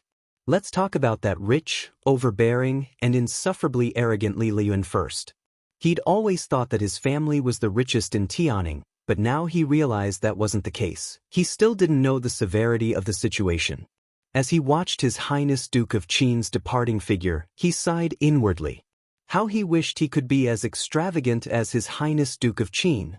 Unfortunately, even a silk pants like him felt that throwing away 5 million taels was too extravagant. Even the current emperor hadn't been so generous. As for the esteemed Empress Dowager, her mouth hadn't even closed yet. She'd wanted to show off a bit, but unfortunately she didn't get the chance. The Crown Prince's expression grew even worse. He had no idea how his imperial uncle and imperial father would vent their anger on him when they returned home today. He'd represented the royalists today, but not only had he lost his imperial uncle's silver, he'd lost his imperial father's face as well. He'd suffered a double loss. He'd always known that this was a trap, and wanted to use it as an excuse to screw over the imperial uncle's estate. But he never expected there to be another trap within the trap.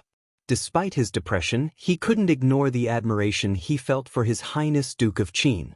If possible, he really didn't want to be enemies with the Duke of Qin. Mu Qingwu's lips curved into a smile. He shouldn't be smiling, but he really couldn't help it. If he'd known earlier, he would have surrendered to the crown prince sooner and let the imperial uncle's estate go bankrupt.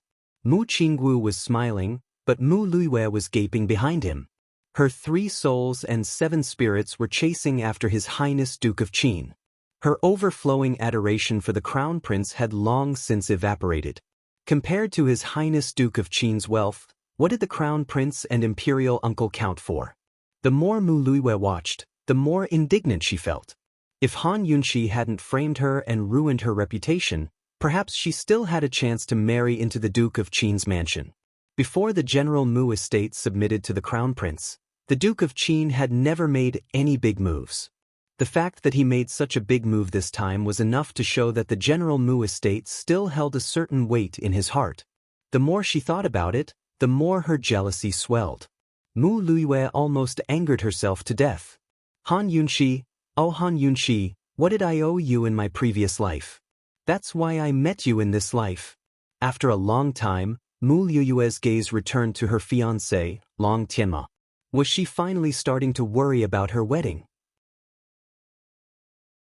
If the imperial uncle donated that much money, would he still be able to support her wedding with the crown prince? The more Mu Luiyue thought about it, the more terrified she became. There were only 3 days left until the crown prince's wedding. It wasn't just the crown prince who was shocked. Everyone else present, including His Highness Duke of Qin's faction, still hadn't calmed down. No one knew that His Highness Duke of Qin's wealth could rival an entire nation. His Highness Duke of Qin's actions had undoubtedly stirred up 1,000 waves in the political arena that had just calmed down.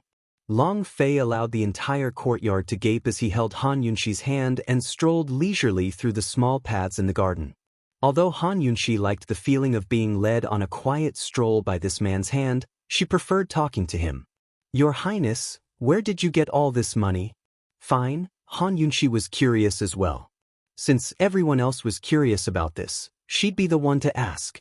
It's a secret, Long Fei Yi replied offhandedly. Can I know? Han Yunxi asked timidly. If you knew, would it still be a secret? Long Fei Yi retorted. Han Yunxi was so eloquent that she didn't know how to answer him for a moment.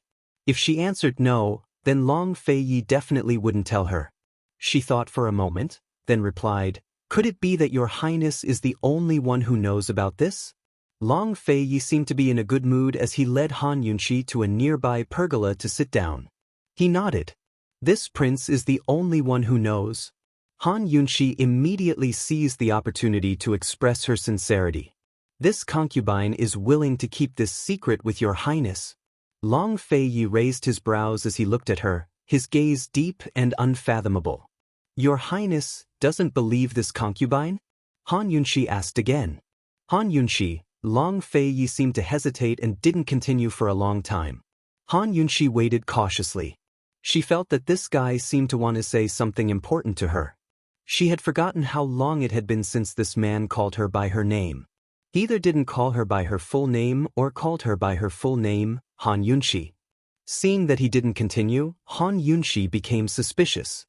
HM? Long Fei Yi finally spoke. Han Yunxi, a secret that we keep together is no longer a secret. Alright. He still didn't want to tell her. Han Yunxi was a little disappointed. She muttered a faint "oh" and fell silent. Long Fei Yi didn't speak either. He interlocked his fingers with hers and sat under the pergola for a long time. Before he got up, he suddenly reached out and rubbed Han Yunxi's bangs lovingly. Let's go. A secret that we keep together is no longer a secret. Who would understand? On the way back to the estate, Han Yunxi kept mulling over Long Fei Yi's words. She felt like Long Fei Yi was implying something else, but after careful consideration, she realized she was overthinking things. If he didn't say anything, she wouldn't ask. In any case, there were plenty of things about him that she didn't know. She wasn't the type to force things, so if he was willing, he'd tell her eventually. Just like that, the Empress Dowager's birthday banquet came to a close. For the first time, Han Yunxi experienced firsthand just how two-faced Long Fei Yi could be. But when she got back to the Duke of Qin's estate, she realized that there was no such thing as the worst, only worse, or blacker. As soon as they entered the gates of the Duke of Qin's estate, Chu Shifeng came to report, "Your Highness, I've already instructed the Ministry of Revenue to keep an eye on the charity auction. The imperial uncle's estate also sent word that he's planning to sell grain." Just then, he sent people to contact a few of the major grain merchants. Everything was under Long Fei Ye's control. He nodded and calmly walked inside. But Han Yunxi gave a start. She turned to look at Long Fei and couldn't help but wonder if he'd sell her off one day without her even knowing. This guy's methods were truly unparalleled. She assumed that he'd raised the price to scam the imperial uncle's estate, but his true goal was to force the imperial uncle's estate to sell their grain instead. With severe famine and grain shortages, the imperial court and various charitable organizations had no way to buy grain even if they had the money. Under these circumstances, what could be faster than selling grain to raise funds? The imperial uncle's estate rarely embezzled silver from the national treasury, but they'd embezzled grain the most in recent years. They'd embezzled grain from the various prefectures and counties across the country, and even embezzled grain meant for disaster relief and military use. They'd hoard the grain for profit, then inflate the price to the highest possible price in times of famine or war to make a fortune. Aside from selling to the wealthy prefectures and counties, most of the grain was sold to the country. In other words, the imperial uncle's estate took the country's things and sold them to the country to empty out the national treasury. If this was in the past, the imperial uncle's estate wouldn't sell grain at this critical juncture because the price hadn't gone up yet and the country hadn't started buying grain from the people. But things were different this time. This time, the imperial uncle's estate had to fork out more than 2 million taels of silver within 10 days. The only way to do that was to sell grain. Is Your Highness planning to use the imperial uncle's 2 million taels to buy grain for disaster relief? Han Yunxi smiled. Perhaps only Long Fei Yi would use the imperial uncle's money to buy grain from the imperial uncle's estate. I should be able to buy it, Long Fei Yi intoned. In that case, the imperial uncle's estate won't last long. Han Yunxi rejoiced. Long Fei Yi was puzzled. You understand? Han Yunxi didn't care about national affairs, but she'd read her share of official and unofficial histories. Of course she understood. Long Fei Yi had been investigating the imperial uncle's embezzlement case for a long time now. If the imperial uncle hadn't been desperate enough to sell off the grain as soon as he returned to the country, he wouldn't have gotten hold of the clues so quickly. Chu Shifeng had already found out the various grain merchants the imperial uncle had contacted. It'd be much easier to track down the methods, places, and times of their transactions. With Long Fei's personality, he'd definitely destroy the imperial uncle's estate as soon as he had enough evidence. To put it bluntly, Long Fei Ye's ultimate goal this time wasn't to provide disaster relief or trick people, but to create a chance to track down evidence of the imperial uncle's embezzlement. Long Fei Yi was planning to explain everything to Han Yunxi after they entered the rooms, but who knew this woman would be so smart? The more he looked at her, the more domineering his gaze grew. The interest in his eyes grew stronger. Your Highness, Chunqie is smart, isn't she? Han Yunxi was still very confident. But Long Fei Yi retorted, how could your lordship's woman not be smart? Han Yunxi's heart skipped a beat at his words as she gave a start. Long Fei Yi turned to leave, a satisfied smile on his lips. Han Yunxi didn't even remember how she got back to Leisurely Cloud Pavilion. In any case, her heart felt as sweet as honey. She was smiling even in her dreams. That night, news came from the Ministry of Revenue that the Crown Prince and Li Luan had delivered 2 million taels of silver. They also promised that the other half would arrive within 10 days. Long Fei Yi was naturally busy with the imperial uncle's grain sales, while Han Yunxi was looking forward to the Crown Prince's wedding in 4 days. Mu Luiwei had said herself that the betrothal gifts could fill a street. According to Tianning's wedding customs, the betrothal gifts came first. 3 days before the wedding, the betrothal gifts had to be delivered to the bride's family. But on the second day, there was still no news from the Eastern Palace about the betrothal gifts. Mu Luiwei waited and waited at home, and so did Han Yunxi at home. Finally, at night, there was no news of the betrothal gifts, but a proclamation from the Eastern Palace. The gist of the contents was that the crown prince's wedding should be celebrated by the entire nation. But considering the severity of the famine and the need for frugality, the crown prince consort ceremony would be cancelled. Instead, a small wedding ceremony would be held in the palace. The next day, Long Feiyi wasn't at home, so Han Yunshi received an invitation from the Eastern Palace on his behalf. It was an invitation for the two of them to attend the crown prince's wedding ceremony. Shouldn't the people in the palace be the least interested in seeing them at this time? Why were they even inviting them? Were they planning to use General Mu's estate as a show of force? Han Yunshi didn't want to go at first, but when she thought of Mu Liuyue's arrogance, she decided to go.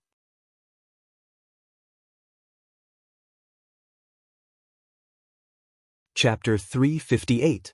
3 days later, the crown prince's wedding arrived as scheduled.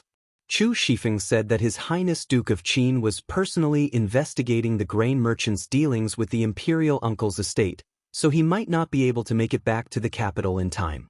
Normally, Han Yunshi didn't like going to the palace when Long Feiyi wasn't around, but she was very interested this time. She wasn't the type to hide behind a man's back and do nothing, much less hide behind a man's back as soon as she had someone to rely on. She was a woman who could fight side by side with a man. Even if Long Feiyi wasn't around, she still had the guts to enter the palace. But just as she and Zhao Mama were about to climb into the carriage, Long Feiyi hurried back. "Your Highness, I thought you weren't coming." Han Yunshi was surprised. Long Feiyi glanced at the carriage, his tone cold. "Your lordship thought you'd wait? So it's my fault?" Han Yunshi was thrilled and quickly said, "Your Highness, then Chenxia will wait for you in the future?" Long Feiyi looked at Han Yunshi's smiling eyes and looked away in a fluster. Instead of answering her question, he said cold, "Get on the carriage." Han Yunshi's eyes flashed craftily before she followed him. Zhao Mama was the last to get on the carriage, sighing inwardly. Why does it feel like esteemed Wang Fei is flirting with His Highness Duke of Qin? If esteemed Wang Fei went out alone, Zhao Mama would sit with her in the carriage. But if His Highness Duke of Qin was present, Zhao Mama would obediently sit with the driver. The journey from the Duke of Qin's estate to the imperial palace took them through the busiest streets of the capital. As the carriage slowly moved forward, Han Yunshi leaned against the windowsill to look out. They had to pass through the Duke of Qin's estate on the way to General Mu's estate. No other estate in the capital was closer to the imperial palace than that. Han Yunshi had asked around for the auspicious time for the wedding. The crown prince should be here by now. But there didn't seem to be any movement on the streets. Puzzled, Han Yunshi began to look around. Long Feiyi was leaning lazily at the side. Seeing this, he asked casually, "What are you looking at?" Han Yunshi replied as she watched, "Welcome the bride. The crown prince should be leaving the palace now." Obviously, Long Feiyi was not interested. Han Yunshi was quiet for a while, but she suddenly turned around and smiled. "Your Highness, I actually wanted to wait for you, but after calculating the time of the wedding, I decided to leave first." Long Feiyi then asked indifferently, "What's there to see?" In his impression, this woman was not someone who liked to join in the fun. Han Yunshi was about to answer, but she thought better of it. She also felt that there was nothing to see in the wedding ceremony. However, Mu Luiyue was so provocative and showing off. How could she not take a good look? Jealousy, comparison, showing off, and showing off between women were all very boring behavior in the eyes of men. Han Yunshi thought that the busy Long Feiyi should be too lazy to listen to these things, right? Moreover, she wasn't someone who liked to complain. She smiled and said, "I just want to see how everything can be simplified." Unexpectedly, Zhao Mama's voice suddenly came from outside. "Your Highness, it's not like that." Before Han Yunshi could react, Zhao Mama complained, "Your Highness, a few days ago, Mu Luiyue stopped esteemed Wang Fei's carriage in the alley. She said that she came specially to tell esteemed Wang Fei how grand her wedding was and how much betrothal money was. She also said that esteemed Wang Fei was marrying into the Duke of Qin's residence and that the wedding procession was hired by the Han family." That day, Zhao Mama had wanted to complain when she came back from the streets, but she didn't dare. Because no matter what method she used, She'd be using Mu Liuyue's mouth to criticize His Highness Duke of Qin. She originally wanted to let it go like esteemed Wang Fei, but after eavesdropping on the conversation between master and mistress, she couldn't help herself. Moreover, they were separated by the curtains, so she didn't have to face His Highness Duke of Qin directly. That was why she dared to say it.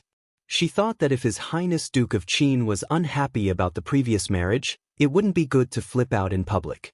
Moreover, esteemed Wang Fei was in the carriage, so she should be able to block it for her. Han Yunxi was stunned by Zhao Mama's words. This damnable Zhao Mama. She said that Mu Luiyue could do whatever she wanted, but why did she have to bring up the wedding procession that the Han family had hired? How awkward was this? Long Fei didn't think that she was still complaining, right? Following the silence, the atmosphere in the carriage gradually became awkward. Under these circumstances, even that damnable Zhao Mama didn't say anything. Han Yunxi maintained her posture of looking out the window, wishing she could find a crack in the carriage and crawl out. She admitted that she minded the important matter of marriage. Otherwise, she wouldn't have retaliated against Mu Luiyue like that. However, she didn't complain. She was well aware that her marriage with Long Fei had involved complicated conflicts of interest. He could only blame himself for being the Duke of Qin and she being the daughter of the Empress Dowager's benefactor. She only rejoiced that she hadn't become the Empress Dowager's spy and that they hadn't become enemies. Just as they were silent, the joyous sounds of gongs and drums came from afar. The people on the street all made way. The wedding procession had arrived. Your Highness, esteemed Wang Fei, the wedding procession has left the palace. Zhao Mama, who had been waiting in fear, finally found an opportunity to resolve the awkwardness. Han Yunxi immediately said, "They really came. I thought I would miss them." All right, although she pretended that nothing had happened, she really wanted to turn around and see Long Fei's expression. It would have been fine if Zhao Mama hadn't said anything, but now that she said it, Your Highness Duke of Qin, don't you have any reaction at all? After waiting for a while, there was still silence. Han Yunxi finally hid the trace of disappointment in her heart and pretended to be excited as she stuck her head out to look at the wedding procession. However, what she saw was enough to make her smile. That wedding procession couldn't even be called a procession. Although the Crown Prince's wedding was simple thanks to them, it shouldn't be this simple.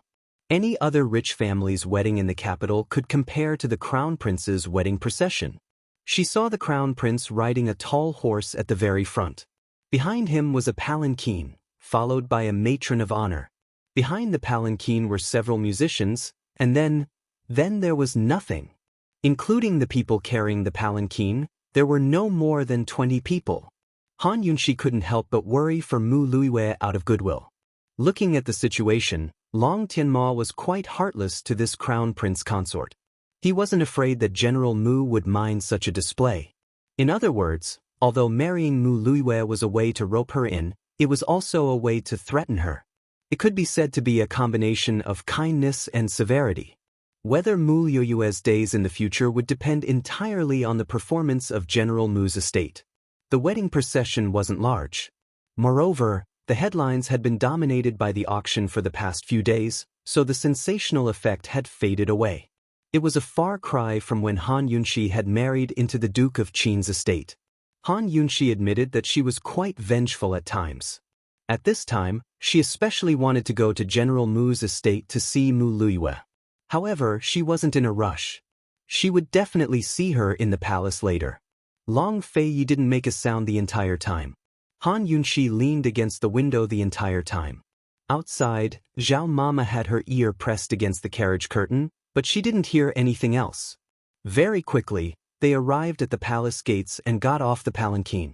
Han Yunxi was in a rush to get off the palanquin, but Long Fei pulled her back. He silently got off first and then personally reached out to help her. What did this guy mean? Did he think that what had just happened didn't happen? All right, Han Yunxi admitted that she was still brooding over what she had just said. She put her hand on Long Fei's hand and lowered her head to get off the carriage. She was absent-minded. Who would have thought that Long Fei would indifferently say without any warning, "The marriage, your revenge was very beautiful." Han Yunxi suddenly raised her head to look. In a moment of carelessness, her foot missed a step and her entire body immediately sank into the side of the carriage. Long Fei hastily wrapped his arms around her slender waist and lifted her off the carriage. Han Yunxi didn't do it on purpose. In her panic, her hands naturally wrapped around Long Fei's neck. If Long Fei hugged her and spun her around, this scene would definitely be extremely beautiful. Long Fei didn't do so, but this scene still attracted countless onlookers. Not to mention Granny Zhao and the coachman, all the guards at the palace gates all looked over.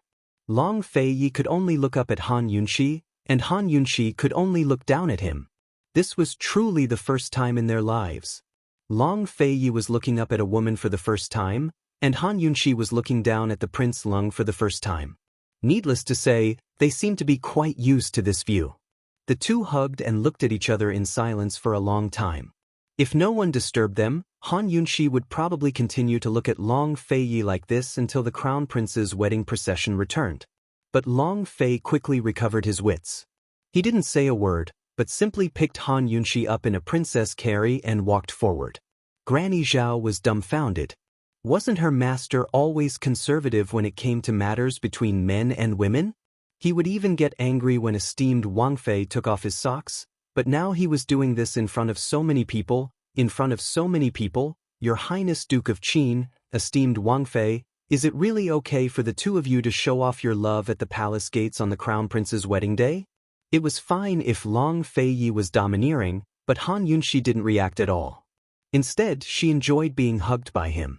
She looked at Long Fei with unconcealed joy in her eyes. She wouldn't die if she admitted that she liked being hugged by him like this. She just liked it very much. What wedding was this? It was all in the past. She, Han Yunxi, had always only enjoyed the present and only looked forward. Han Yunxi felt relieved. However, after Long Fei carried her into the sedan chair, he whispered in her ear, Han Yunxi, this prince will remember this. Long Fei had already stepped out of the sedan chair when he felt the familiar warmth in his ear. What did he remember? The sedan chairs rose and entered the palace one after the other. No one saw a man dressed in white standing by the palace walls, watching Long Fei and the others. Even though he was wearing a white mask, it couldn't hide his elegant temperament. His eyes were clear, but they revealed traces of weakness and exhaustion. He only turned and left when the sedan chair disappeared from the palace gates.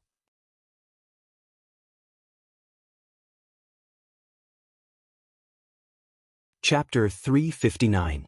There were two types of marriages in Tianning's imperial clan. One was a matter of national importance, such as the emperor appointing an empress, the heir apparent choosing a legal consort, or a political marriage representing the country. The other type was a family affair within the imperial clan. There weren't any grand ceremonies, but only a wedding with the elders as witnesses. By the time Han Yunxi and Long Fei arrived at the Eastern Palace, Emperor Tianhui, the Empress Dowager, and Qin Wang Rong were already there. Although they were part of the imperial clan, they still had to pay respects to their elders. The crown prince was the heir apparent, but not the monarch himself. Long Fei and Qin Wang Rong could still claim to be his elders before him. Emperor Tianhui and the Empress Dowager sat at the head of the table, with Qin Wang Rong on their left and Long Fei and Han Yunxi on their right. Han Yunxi could sense the killing intent in Emperor Tianhui and the Empress Dowager's eyes as soon as she entered the room. Who wouldn't be angry at the charity auction? Who wouldn't feel pained? Han Yunxi understood their feelings and avoided their gazes. For the sake of money, she wouldn't bicker with them. They'd fought in the shadows and fought in the open, but they hadn't torn off all pretenses of cordiality yet. A monarch was a monarch, and a subject was a subject. After making their bows, Emperor Tianhui invited them to take a seat. Han Yunxi assumed that they'd sit for a while, but they'd barely sat down when the bridal procession returned. So fast, could it be that Long Tianma had run back? Was he impatient or impatient? No matter whether Long Tianma was impatient or impatient, Mu Luiyue was on the verge of tears in her sedan chair. The bumpy ride almost made her throw up. There wasn't a single piece of betrothal money in sight. She forced herself to endure for the sake of the bigger picture. She was already gloomy that the grand ceremony had been reduced to a mere wedding, but she did her best to endure. But why was even the bridal procession so simple and crude?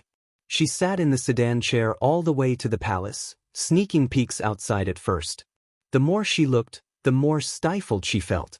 But as the sedan chair bearers sped up, she didn't even have a chance to feel stifled. What if she fell off the sedan chair? In any case, she had brought the support of General Mu's mansion to Long Tianma. This would be of great benefit to him when he fought for the throne in the future. It might even help him stabilize the throne. Couldn't he show a bit of tenderness to the fairer sex? She did not know where the joy of getting married had gone. She only had resentment in her heart. She didn't even know that all of this was done by Han Yunshi. They could only bitterly complain about why there had to be a famine, and why His Highness Duke of Qin was holding a charity auction at this time. The crown prince clearly didn't have that much money, so why was he showing off? Han Yunshi had taken the initiative to send herself to him. She could even cause a sensation in the entire capital. Before getting off the sedan, Mu Luiyue reluctantly put on the red veil. She thought that after getting off the sedan, Long Tianma would hold her hand, but who knew that Long Tianma would walk in front of her, and the one holding her hand was the matchmaker. Fine, although her heart was stifled, she was still well behaved. After all, everything would be different once she entered the palace. Although she'd heard of the wedding ceremonies in the palace, there were still some parts she wasn't familiar with. She could only listen to the matchmaker. The matchmaker recited a bunch of auspicious words before leading her to the crown prince's side. Mu Luiyue silently mused that everything was already so simple. Shouldn't a wedding ceremony be grander? But who knew that the wedding ceremony was just a simple ceremony of paying respects to the parents, heaven and earth, and husband and wife. With the matchmaker's help, she and Long Tianma paid respects to Emperor Tianhui, the Empress Dowager, the world, and finally each other. The ceremony is complete. Mu Luiyue's heart practically died at the matchmaker's shout. She was utterly disappointed. Once the ceremony was complete, they should be sent to the bridal chamber. But Tianning's imperial family had an extra rule in their wedding customs, and that was to invite tea and pay respects. Just like Han Yunshi had done before, she had to wake up the next morning to invite tea and pay respects to Grand Concubine. She had to enter the palace to invite tea and pay respects to the Empress Dowager. For Mu Luiyue, as the crown prince's consort, she only needed to see the Empress Dowager and Emperor tomorrow. But today, she had to invite tea to all the elders present, which could count as her status as an imperial family's daughter-in-law being acknowledged by them. Mu Luiyue was already weak and listless. Like a rag doll, she allowed the matchmaker to fiddle with her. She followed Long Tianma in serving tea, paying respects, and drinking tea. She followed Long Tianma in calling Emperor Tianhui Imperial Father, the Empress Dowager Imperial Grandmother, and Qin Wang Rong Grand Imperial Uncle. After paying respects to Qin Wang Rong, the matchmaker led her to Long Fei Yi and Han Yunshi. Mu Luiyue was already in a bad mood. When she heard Long Tianma call out, Imperial Uncle Qin, she felt unwell all over. Her heart hurt so much that it was difficult to breathe. Imperial Uncle Qin, he's here too. The man she'd yearned for so many years, the man she wanted to marry, had become her uncle one day. Was there anything more tragic than this? There was. When Long Tianma called out Imperial Aunt, the absent-minded Mu Luiyue immediately perked up. She almost lifted the red veil. She finally realized that Han Yunshi was her aunt. Long Tianma had already finished serving tea, but Mu Luiyue was still standing in place. A few days ago, she'd said in the alley that she'd never call Han Yunshi Imperial Aunt, but today, how could the bride be in a situation like this? She'd make a fool of herself. The matchmaker stealthily tugged at Mu Luiyue's robes before she recovered her senses. The crown prince consort offers tea to Imperial Aunt. The bridal handkerchief was still smiling professionally as she handed the tea to Mu Luiyue. Mu Luiyue tightly clenched her teeth. For a moment, she regretted marrying him. She handed over the tea with both hands. Imperial Aunt, have some tea. AI, Han Yunshi's reply was very sweet and meaningful. She could imagine Mu Luiyue's expression under the red veil. This stinky girl should have learned her lesson today. Han Yunshi took the teacup and drank it all. Then she took out a red envelope and handed it over. Lue, have a child soon? It had to be said that Han Yunshi was really too vicious. The words, have a child soon, were very meaningful. Based on Long Tianma's personality and his behavior today, he definitely wouldn't touch Mu Luiyue. Even if he did, Mu Luiyue would be pregnant. Based on the current situation, there were many people in the imperial harem who didn't want Mu Luiyue to have children. The Empress Dowager looked at Han Yunshi and rejoiced. Fortunately, this woman was from the Duke of Qin's mansion and not the imperial harem. With Mu Luiyue's brain, she didn't understand the meaning of the words Han Yunshi. She had suffered enough today. Sob, she wanted to go home. After the tea ceremony, everything was finally over. The matchmaker sent Mu Luiyue away, followed by Long Tianma. When he reached the door, he couldn't help but look back. He saw Han Yunshi sitting there calmly, dressed in pure white, with a smile in her beautiful eyes, languid and sly. Mountains have trees, trees have branches. Don't you know that the heart is pleased with union? The falling flowers have already danced before the wind, while the flowing water still flows east. Han Yunshi, how wonderful would it be if you wore the phoenix coronet today? After the newlyweds were sent off, everyone else remained seated. General Mu only has this one daughter, and young General Mu only has this one little sister. Zhen has long wanted to betroth her to the crown prince. Muhu, when Luiyue enters the palace in the future, you have to protect her well. Don't let her suffer any grievances. Emperor Tunhui seemed to be chatting idly with the Empress Dowager, but his words were meant for Long Feiyi to hear. In other words, General Mu wouldn't dare to do anything with Mu Luiyue in his hands. Even if he wasn't truly loyal to him, he wouldn't favor Long Feiyi either. This was indeed a huge threat to Long Feiyi, but Long Feiyi simply drank his tea. No one could see the depths of his eyes. Han Yunshi didn't speak, but secretly found it funny.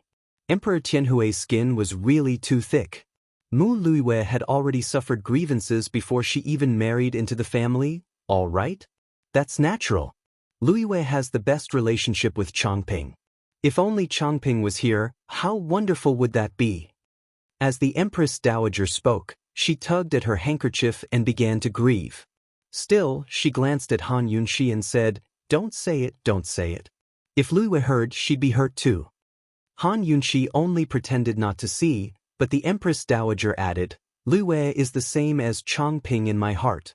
If anyone dares to bully her in the future, I won't let them off easily. Han Yunshi thought to herself, is she saying this for me to hear? But I've already bullied her. While Han Yunshi was secretly rejoicing, Emperor Tianhui suddenly stabbed Long Feiyi in the back.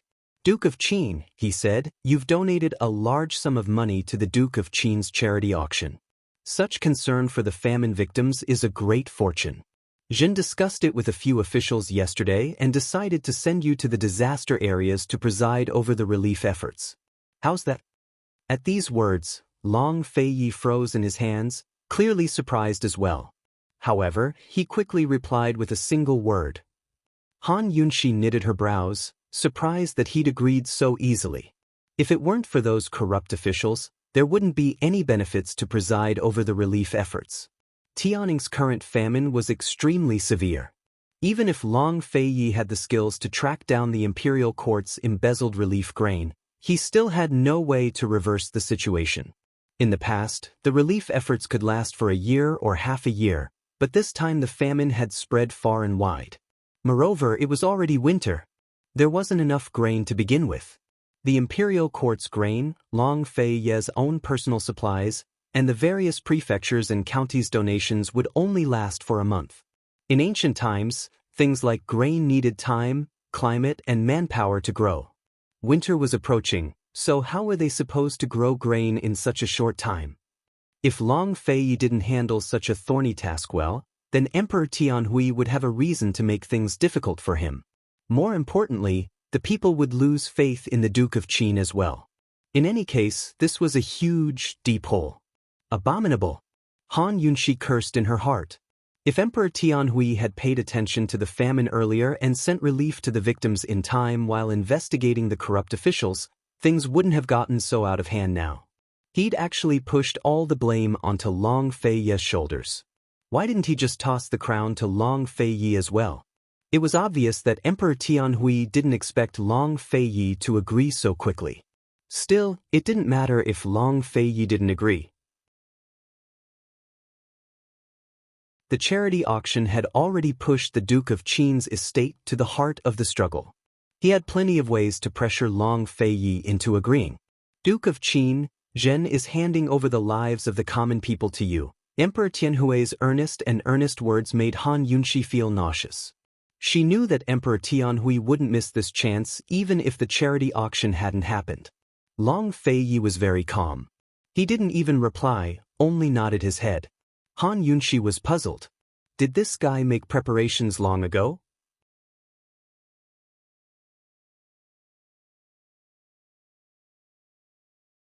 Chapter 360. After leaving the palace, Long Fei-Ye escorted Han Yunxi back to the Duke of Qin's estate.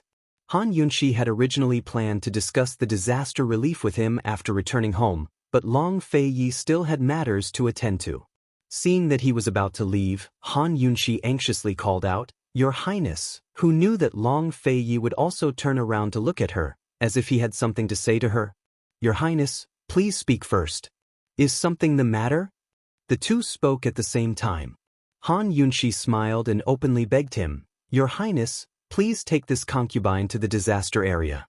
The plague is rampant there, so this concubine can protect your Highness by your side."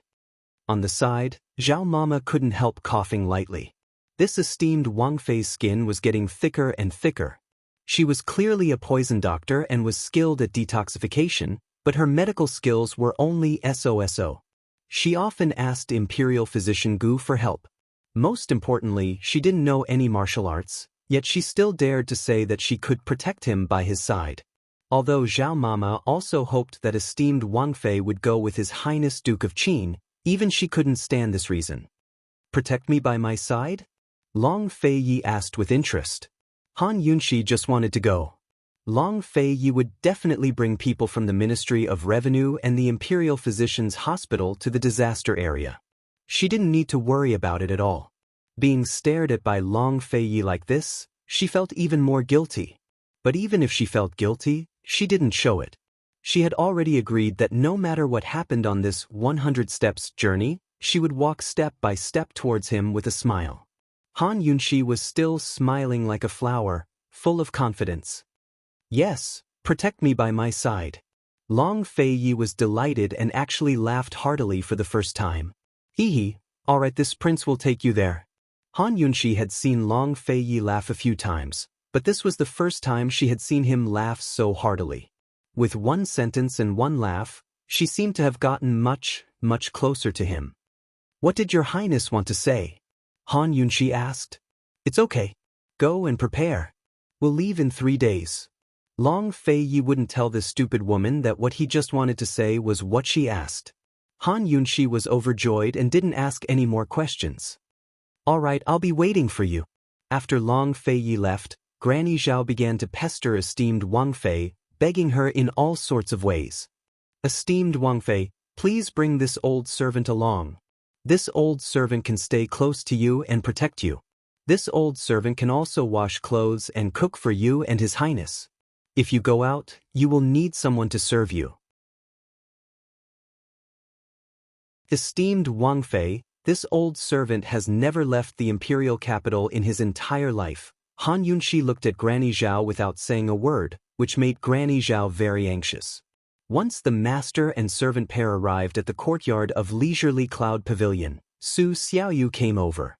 Seeing this, Su Xiaoyu was very curious. "Esteemed Wang Fei, where are you going?" Children shouldn't ask so many questions. Granny Zhao immediately reprimanded her. Su Xiaoyu blinked her large eyes, feeling wronged. She stole a glance at Han Yunxi before obediently retreating to the side. Han Yunxi was a sensible person. She had seen how much Granny Zhao doted on Su Xiaoyu. When she saw Su Xiaoyu's wronged look, she didn't pay much attention to it. "Granny Zhao, you can go if you want, but you have to promise me one thing." Han Yunxi finally spoke. Granny Zhao was very excited. She didn't ask what it was and immediately agreed. Esteemed Wangfei, please tell me. Come with me to the Gu estate. Han Yunxi laughed mischievously. Hearing this, Granny Zhao's smile immediately froze. Esteemed Wangfei, why are you going to the Gu estate? There was nothing between esteemed Wangfei and Imperial Physician Gu, and His Highness had already cleared up the misunderstanding last time. However, given His Highness's personality, esteemed Wangfei had better not have anything to do with Imperial Physician Gu. After Imperial Physician Gu was seriously injured, he had been recuperating at home. Even now, he had asked for leave from the Imperial Academy of Medicine. It was impossible for esteemed Wangfei to ask Imperial Physician Gu to accompany her to the disaster area. Aside from this, why was esteemed Wangfei looking for him? Han Yunxi casually picked up a fruit and threw it at Granny Zhao. You're already so old, but your mind is still filled with such nonsense. What could there possibly be between me and Imperial Physician Gu? That's right, she liked Long Fei Yi so much. How could she possibly fancy another man? Granny Zhao felt wronged. Mistress, then why are you looking for Imperial Physician Gu? You'll know once you come with me. Han Yunxi was very mysterious. Granny Zhao had no choice but to agree. Of course, she understood that she had to hide this matter from His Highness Duke of Qin. Su Xiaoyu listened and watched from the side. Her clear eyes darted around like a sly little fox. Xiaoyu, go instruct the kitchens to prepare some dry rations. Also, have Steward Luo prepare some tea leaves. Tell him that His Highness and I will be going on a long journey in 3 days. After Han Yunxi instructed Su Xiaoyu, she took Granny Zhao to the Gu estate. Su Xiaoyu quickly took care of the matter.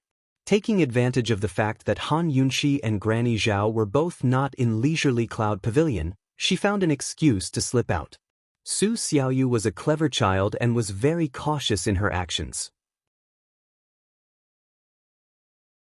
After leaving the Duke of Qin's residence, she went to several shops and bought some pastries. Then she circled around several small alleys to make sure that no one was following her. Only then did she enter a deep alley and enter an ordinary house. The house was very dark. Most children would be scared, but Su Xiaoyu was very happy. She didn't even walk properly, but instead happily skipped around in the dark.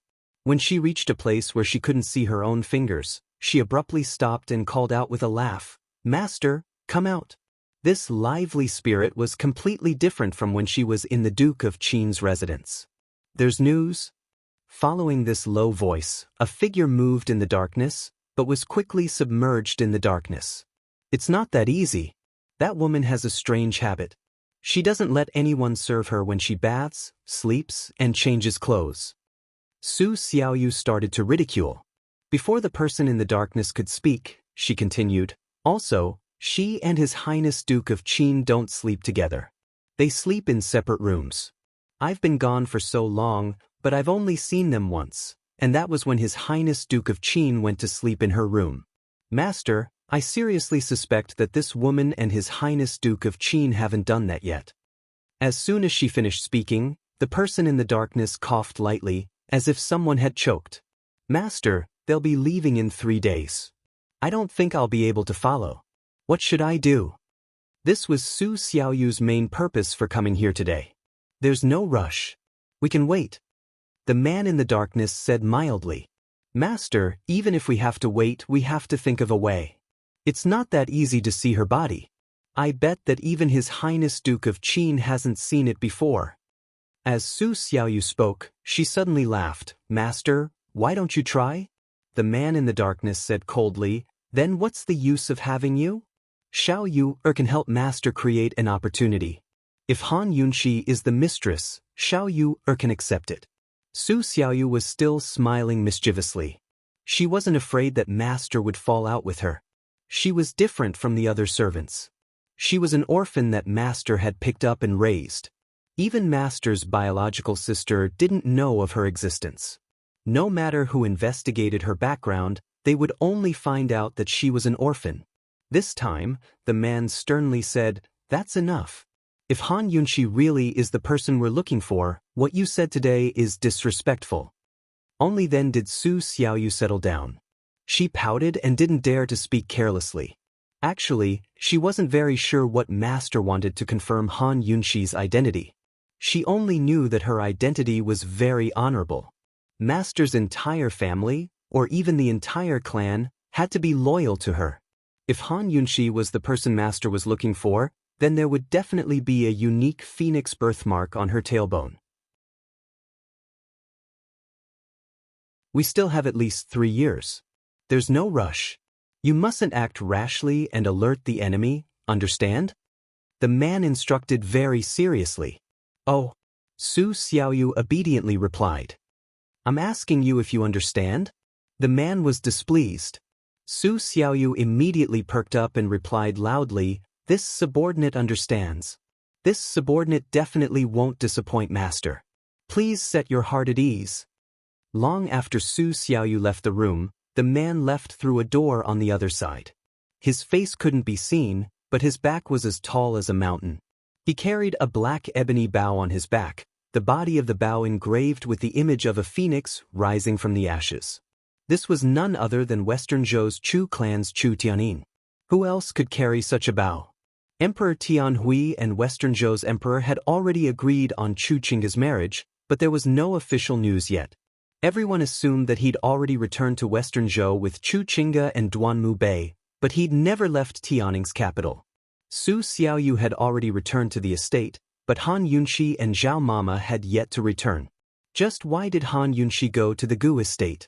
Zhao Mama had no idea that Han Yunshi had already secretly sent someone to deliver Gu Beiyue's medicine twice. She would be leaving the capital in 3 days. Could it be that she was going to bid farewell to Imperial Physician Gu? No, she was going to ask him for help with something important. After saving Gu Beiyue that day, Lil Feng had been sleeping and waking up. It didn't even look at Han Yunshi when it woke up, but only focused on eating until it fell asleep again. Lil Feng was very weak and needed large amounts of time and food. Han Yunshi dearly wished she could hide Lil Feng in the large space of her detox system, but the system couldn't recognize the poison in Lil Feng's teeth and couldn't accept it for now. She'd definitely be too busy to take care of Lil Feng when she went to the disaster areas. Han Yunshi thought it over and decided to leave Lil Feng in Gu Beiyue's care for the time being. Only then would she feel at ease. Gu Beiyue's wounds had mostly healed, but his body was still weak. Han Yunshi handed over a pile of poisons to Gu Beiyue before carefully taking Lil Feng out of her medical pouch. Lil Feng was curled up in a ball and sleeping soundly like a newborn baby. If it knew it was leaving its master, it would be very sad. But if it knew it was going to spend the next few days with its beloved white-robed gentleman, it wouldn't be able to bear to sleep. I'll leave it to you. Han Yunshi seemed to agree readily, but she couldn't bear to part with it. Gu Beiyue's pale face was still as warm as an April spring breeze. Esteemed Wang Fei, don't worry. This one will protect the things you've entrusted to me with my life.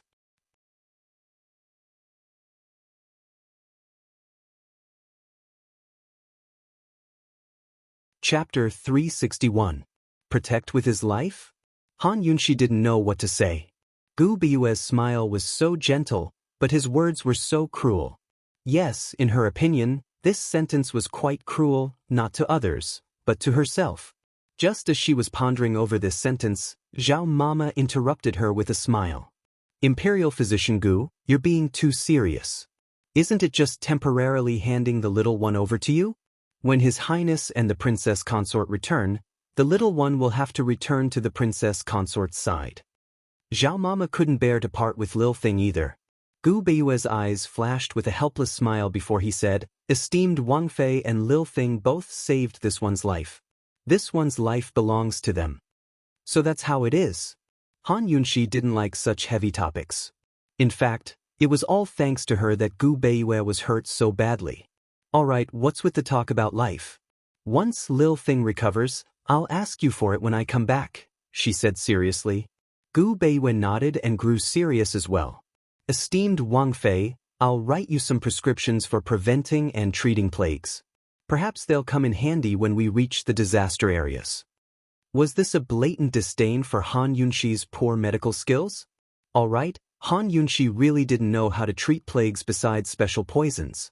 None of the other imperial physicians in the imperial physician courtyard were as reliable as Gu Beiyue. With Gu Beiyue's prescriptions, she felt more at ease. Plagues, in layman's terms, were large-scale infectious diseases. In places of famine, there were bound to be deaths and injuries. Once that happened, plagues would break out and spread. Disasters, famines, and wars weren't scary at all, but the plagues that came with them. Historians in the field of history had verified that many dynasties didn't fall because of wars, but because plagues broke out after wars that dragged down entire countries. Gu Beiyue was very thorough in his work. He gave Han Yunqi 30 prescriptions in total, enough to cover all of Cloud Realm Continent's major plagues. Before she left, Gu Beiyue dragged his sickly body and insisted on sending Han Yunqi to the door. He reminded her in a low voice, "Esteemed Princess Consort, the famine is not only limited to food, but also medicine." Han Yunqi was slightly startled. If it wasn't for Gu Beiyue's reminder, she really wouldn't have thought of this matter. If Gu Beiyue wasn't injured like this, how she wished that Gu Beiyue would go with them. Fortunately, Long Feiyi had connections in Medicine City, so he wouldn't have to worry about the supply of medicinal ingredients. Of course, Han Yunqi still hoped that the situation in the disaster area would not develop to the point where the plague was rampant. Otherwise, Long Feiyi's troubles would be even greater. After instructing Lil Feng, Han Yunqi went to General Bailey's estate by herself early the next morning. She didn't know how long she'd be away from the capital, so she had to take care of everything before she left. Bailey Mingxiang was one of her major tasks. When Han Yunqi arrived, Bailey Mingxiang was burning incense and brewing tea. She was dressed in robes whiter than snow, her hair as black as ink. Sitting in the tea room, she looked like a picture of a beauty, tranquil and distant. Han Yunqi didn't have the heart to disturb such a beautiful scene. She went back to the main hall and handed over the poisons to General Bailey before coming to find Bailey Mingxiang. Bailey Mingxiang grew happy at the sight of Han Yunqi. She had lived in Tianning's capital for years after returning from the Tang clan. Besides Han Yunqi, no other woman of her age had ever come to visit her. She quickly laid out a prayer mat and offered up Mingxiang. "Esteemed Wang Fei, please sit. You have the same habits as His Highness. What kind of tea do you like to drink?" Han Yunqi asked offhandedly. "Black tea," Bailey Mingxiang replied without hesitation. "What a coincidence. His Highness likes black tea too," Han Yunqi remarked mildly. Bailey Mingxiang wanted to continue the topic, but she hesitated for a moment before changing the subject. "Esteemed Wang Fei, I heard my father say that His Majesty is sending His Highness to the disaster areas? Then I'll go as well.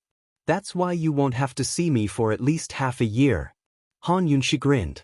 Bailey Mingxiang gave a start before she hastened to explain. "Esteemed Wang Fei, Mingxiang doesn't mean that I don't want to see you. I'm just joking with you. Why are you so nervous?" Han Yunqi rolled her eyes at her. Every time this girl spoke to her, she was always so respectful and proper. She couldn't stand this kind of atmosphere. Bailey Mingxiang was her only female friend among the nobles in the capital. Couldn't she put down her status and have a proper chat with her? After chatting for a while, Han Yunqi got down to business. "I came here today to tell you two pieces of news. One is good news and the other is bad news. Choose for yourself. Which one do you want to hear first?" Bailey Mingxiang didn't hesitate at all. "The good news. Hee hee, you're the same as me. Let's be happy first." Han Yunqi chuckled. If she heard the bad news first, she wouldn't be so happy even if she heard the good news. "I've figured out the consequences of cultivating beauty's blood." Han Yunqi had been working overtime in her study whenever she had time.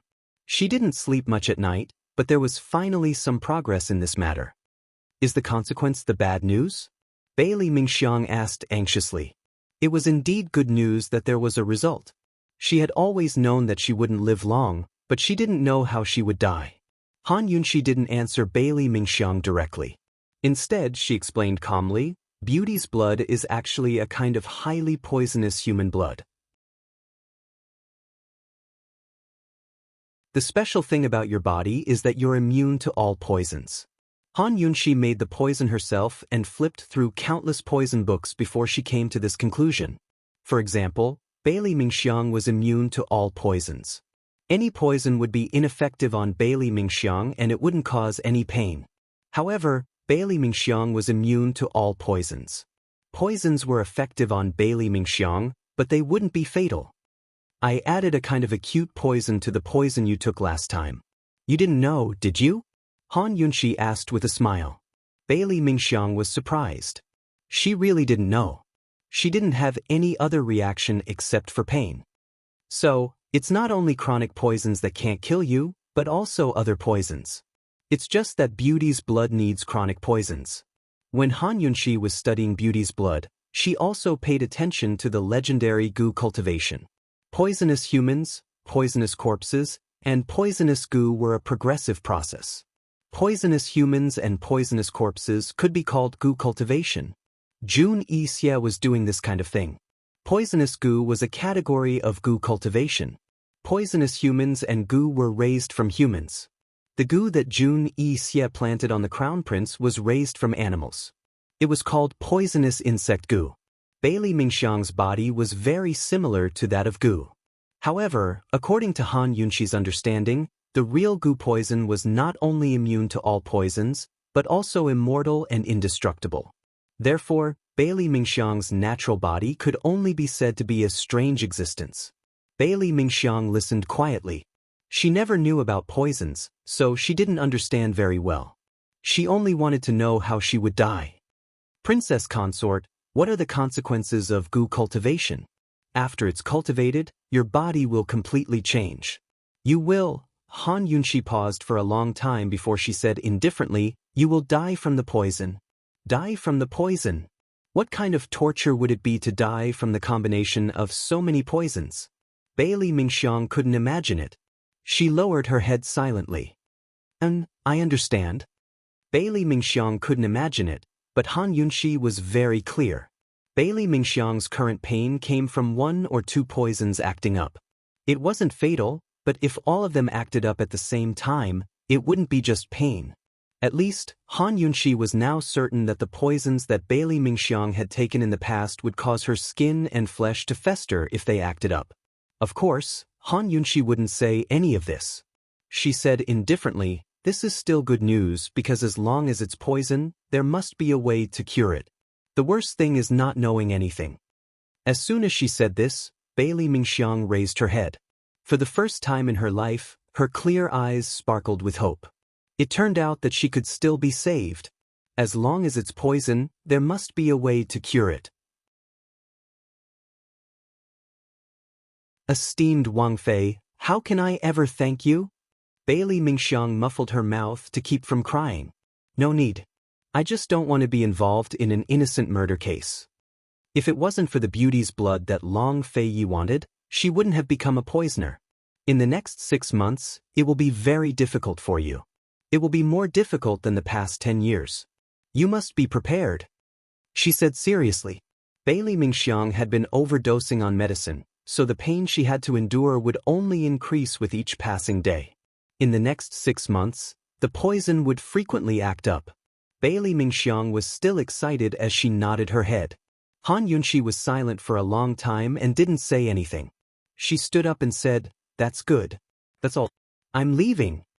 In the past, Bailey Mingxiang would quietly send her off. However, this time, Bailey Mingxiang couldn't help but say, "Princess Consort, please wait."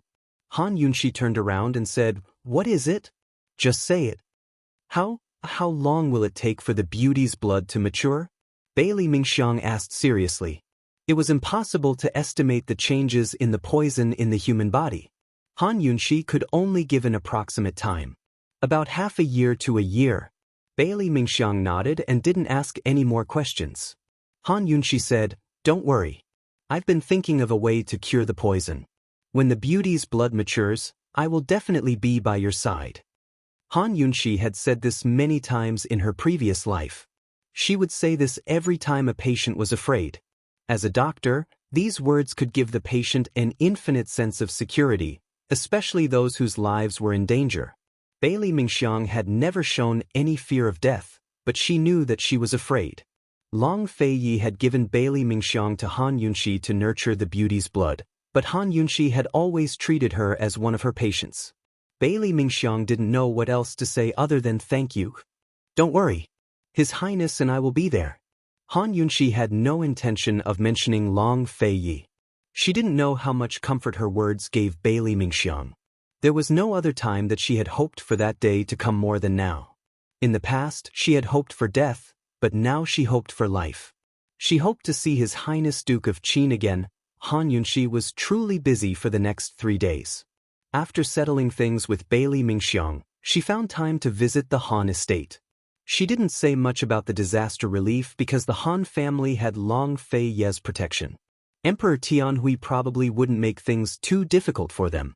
Han Yunxi was very busy, and Long Fei Yi was busy with the imperial uncle's affairs as well. On the night of the 3rd day, Long Fei Yi was about to return to his estate when news came from the hidden pavilion. Master, someone broke into the secret room to kidnap someone. Chu Shifeng reported anxiously. Even the guards had no idea who was being held captive in the hidden pavilion. Only he and Tang Li knew. Tang Li had delayed the intruder while he rushed back to call for reinforcements.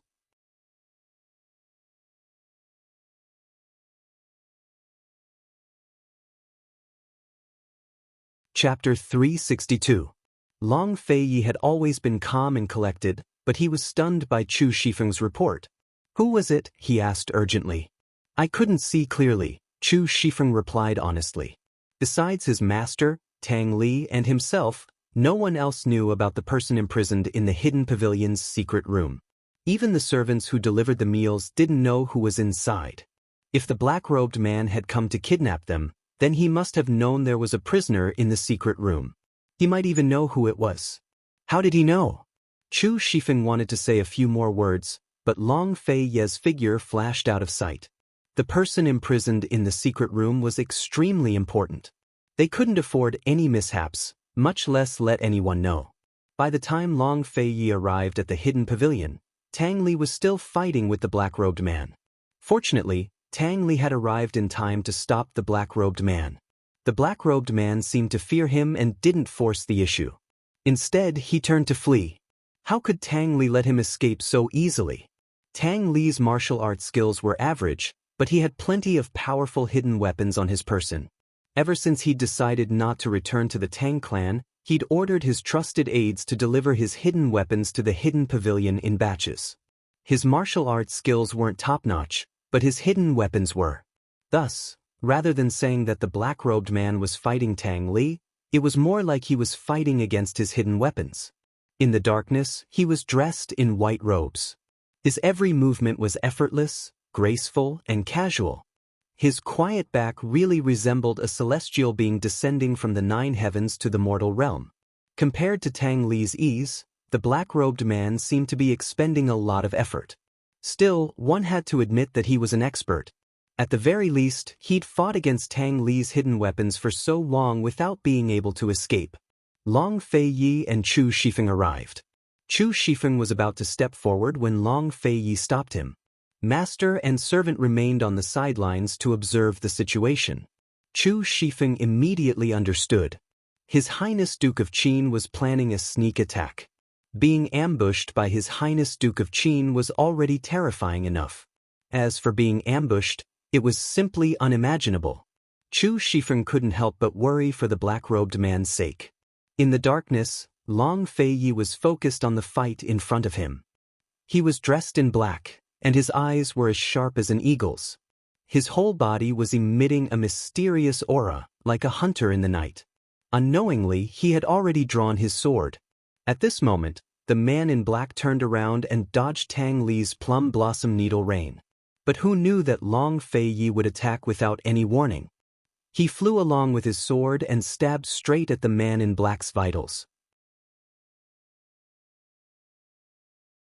No one had expected that Long Fei Yi would make a move at this time, and that he would be so ruthless. It wasn't until Long Fei Yi's sword stabbed viciously into the black-robed man's chest that he spat out a mouthful of blood that no one recovered their senses. Even the black-robed man himself. Tang Li didn't even have time to retract his weapons. A few more of them flew past, but Long Fei Yi flicked his sleeves and caused them to fall to the ground. Time seemed to freeze in that moment. Everything seemed to stop, except for the blood flowing from the black-robed man's chest. Suddenly, Long Fei Yi unsheathed his sword, sending blood flying everywhere. The black-robed man clutched at his chest and fell backwards with a thump to the ground. The blade had pierced his chest, narrowly missing the heart. Long Fei Yi had calculated that the black-robed man wouldn't die immediately, but he wouldn't live for much longer, much less escape. His eyes widened as he stared at Long Fei Yi. Everything had come to an end. Tang Li and Chu Shifeng finally recovered their senses. Tang Li couldn't help but sigh with emotion. "Big bro, you're ruthless." Long Fei Yi had always been a vicious and merciless man. Moreover, he was absolutely ruthless when it came to matters like this. No one was allowed to know about the prisoner in the secret room, much less kidnap him. Besides a few trusted aides by his side, anyone who knew would be killed without mercy. Long Fei Yi ignored Tang Li and personally knelt by the black-robed man's side. He anxiously pulled off the man's face veil and asked, "How did you know there was someone in the secret room?" Save me." The black-robed man was extremely weak and couldn't even speak clearly. Blood continued to flow from the black-robed man's chest, but Long Fei Yi ignored it. "If you don't want to die, then answer your lordship's question right now." "Alright, It's my master." The rest of the black-robed man's words couldn't be heard clearly, but his mouth was still moving. Long Fei Yi leaned closer to listen, but the black-robed man suddenly took out a dagger and stabbed it viciously into Long Fei Yi's chest. "Your Highness." "Big bro." Tang Li and Chu Shifeng both sucked in a cold breath as their minds went blank. Their bodies reacted faster than their minds as they both rushed forward. But it was already too late.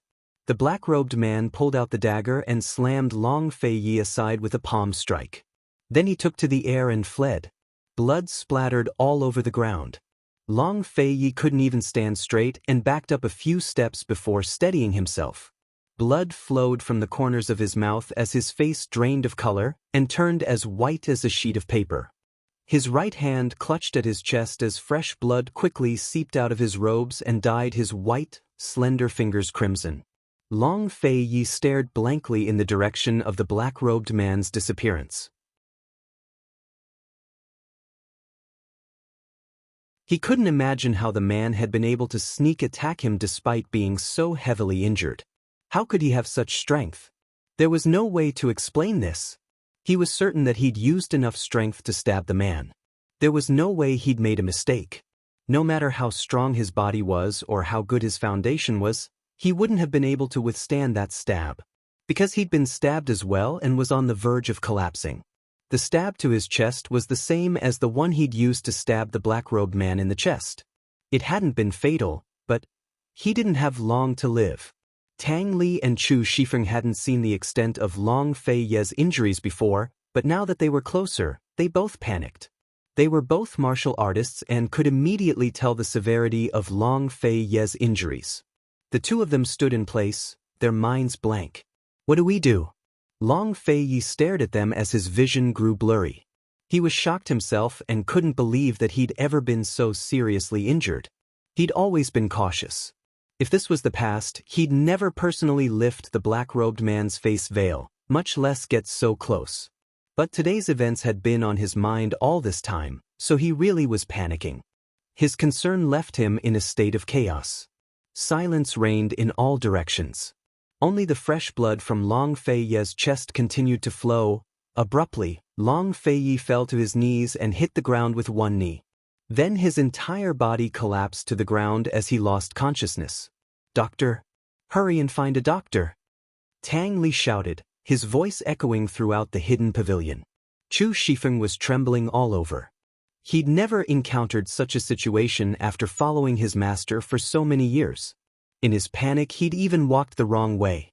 Fortunately, the guards had brought Dr. Lin from the hidden pavilion over in time.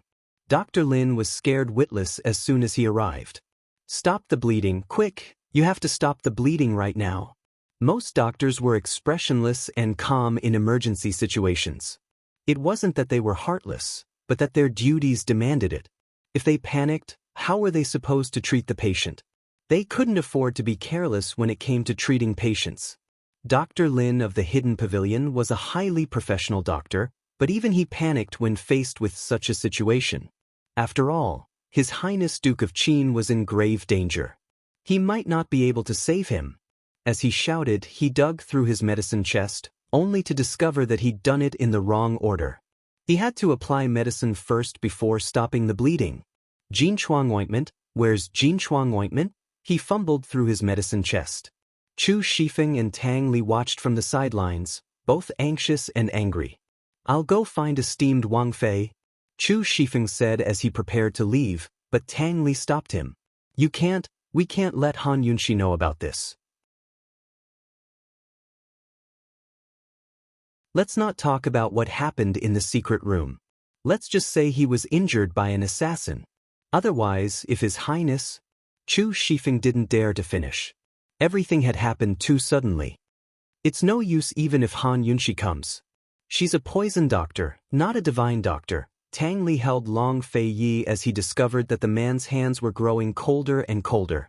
Dr. Lin was flustered, but he forced himself to suppress his fear as he applied medicine to Long Fei Yi and bandaged the wound to stop the bleeding. But how could he stop the bleeding so easily in a place like this? How could ordinary Jinchuang ointment treat a wound like this? All Dr. Lin could do was slow the flow of blood. Tang Li almost wanted to find Aunt Ru, but Dr. Lin suddenly had an idea and said, "Young clan head Tang, hurry and find esteemed Wang Fei." This old man remembers that esteemed Wang Fei used a type of medicine to stop the bleeding when treating poisons. It was extremely effective. Hurry! Dr. Lin knew that stopping the bleeding alone wasn't enough, but that was all he could think of. The injury had come too suddenly. Why didn't you say so earlier? Tang Li almost hit the man. He handed Long Fei Yi over to Chu Shifeng and left in a hurry. It was the middle of the night, but Han Yunxi was still awake after working all day at the Duke of Qin's estate. She sat by herself in front of Long Fei Yi's sleeping quarters, waiting for him. They'd agreed to leave for the disaster areas tomorrow, so she was certain that Long Fei Yi would return today. She waited for him to come back so she could help him pack up. As Han Yunxi waited, she couldn't help but look forward to their trip to the disaster areas. She and Long Fei Yi had gone out a few times before, but most of the times they'd left in a hurry. This time, it was different. This time, they would have to travel for several days, and there were many places they had to visit. Although disaster relief was a difficult task, Han Yunxi still treated it as a trip. As long as she was with him, it was worth looking forward to wherever they went, no matter what they did. Wasn't that right? While Han Yunxi was filled with anticipation, Tang Li suddenly flew down and grabbed her hand. Han Yunxi, come with me. Hurry! Han Yunxi was bewildered as she struggled. What are you doing? Tang Li didn't let go.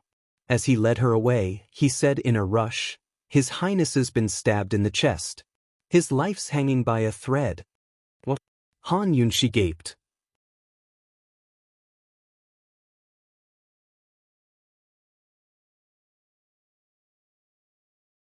Chapter 363.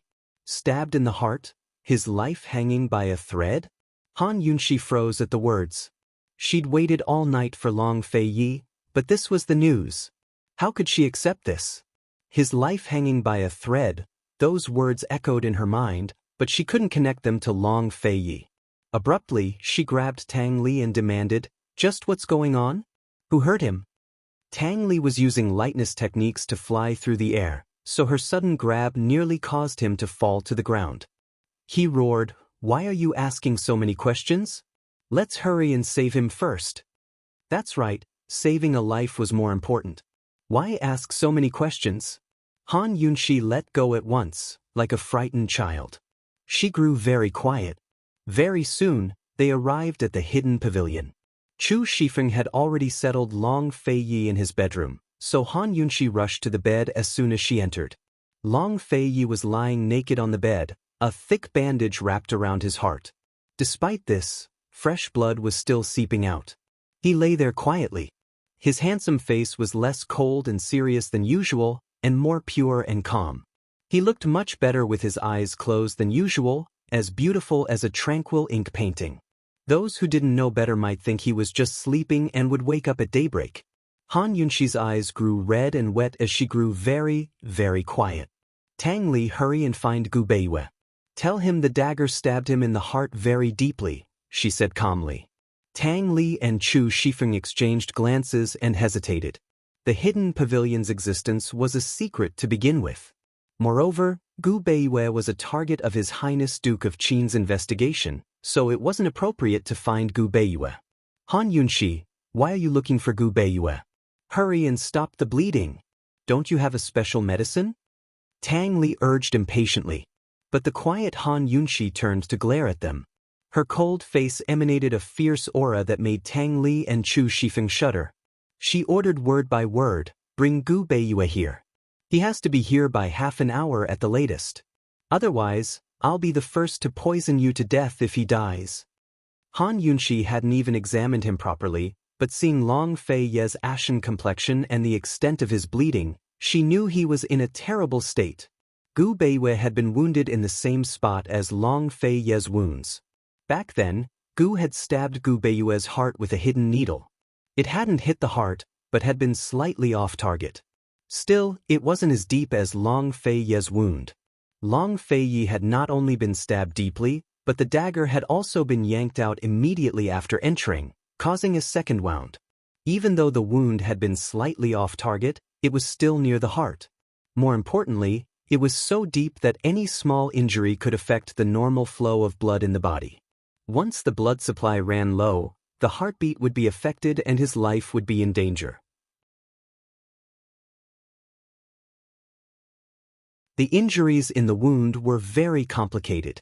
To save Long Fei Yi, it wasn't as simple as stopping the bleeding. This wasn't Han Yunshi's strong suit, so she forced herself to calm down even though she was on the verge of tears. Not only did she have special medicine to stop the bleeding, but she could also use needles to stop the bleeding. But no matter what she did, she had to expose the wound first. How could she touch the wound in such a dangerous situation? Treating injuries was Gu Beiyue's strong suit, so she could only wait for Gu Beiyue to decide how to stop the bleeding and treat the patient. She didn't dare to imagine the consequences if things dragged on for more than half an hour. Tang Li had been scared witless by the word die. He couldn't care less and turned to leave. Han Yunshi gripped Long Fei Ye's icy hands tightly as she knelt by the bed, looking at him without a word. Chu Shifeng and Dr. Lin didn't dare to speak, but stayed by her side.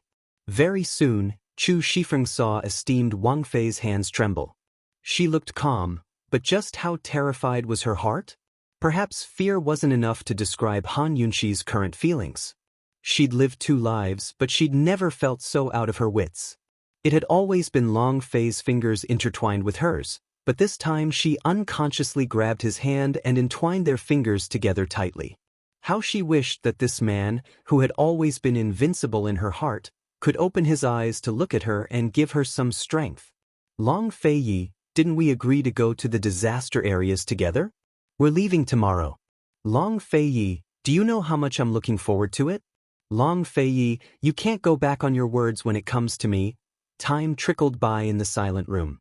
Fortunately, Tang Li brought Gu Beiyue over in less than an hour. On the way, Tang Li explained Gu Beiyue's injuries in a concise manner. Gu Beiyue carried his medicine chest inside, his ashen face solemn. His first words were, "Esteemed Wang Fei, stay behind. Everyone else, go out and prepare hot water. Wait by the door." It had to be said that Gu Beiyue was a truly calm man. As he spoke, he opened his medicine chest and took out some medicine, his movements quick and methodical. Chu Shifeng and Tang Li exchanged glances. Although they hesitated, they had no choice but to withdraw. Han Yunshi adjusted her mental state and moved away from the bed. "It's in the same position as your previous injury, but it's very deep. I don't dare to examine it yet."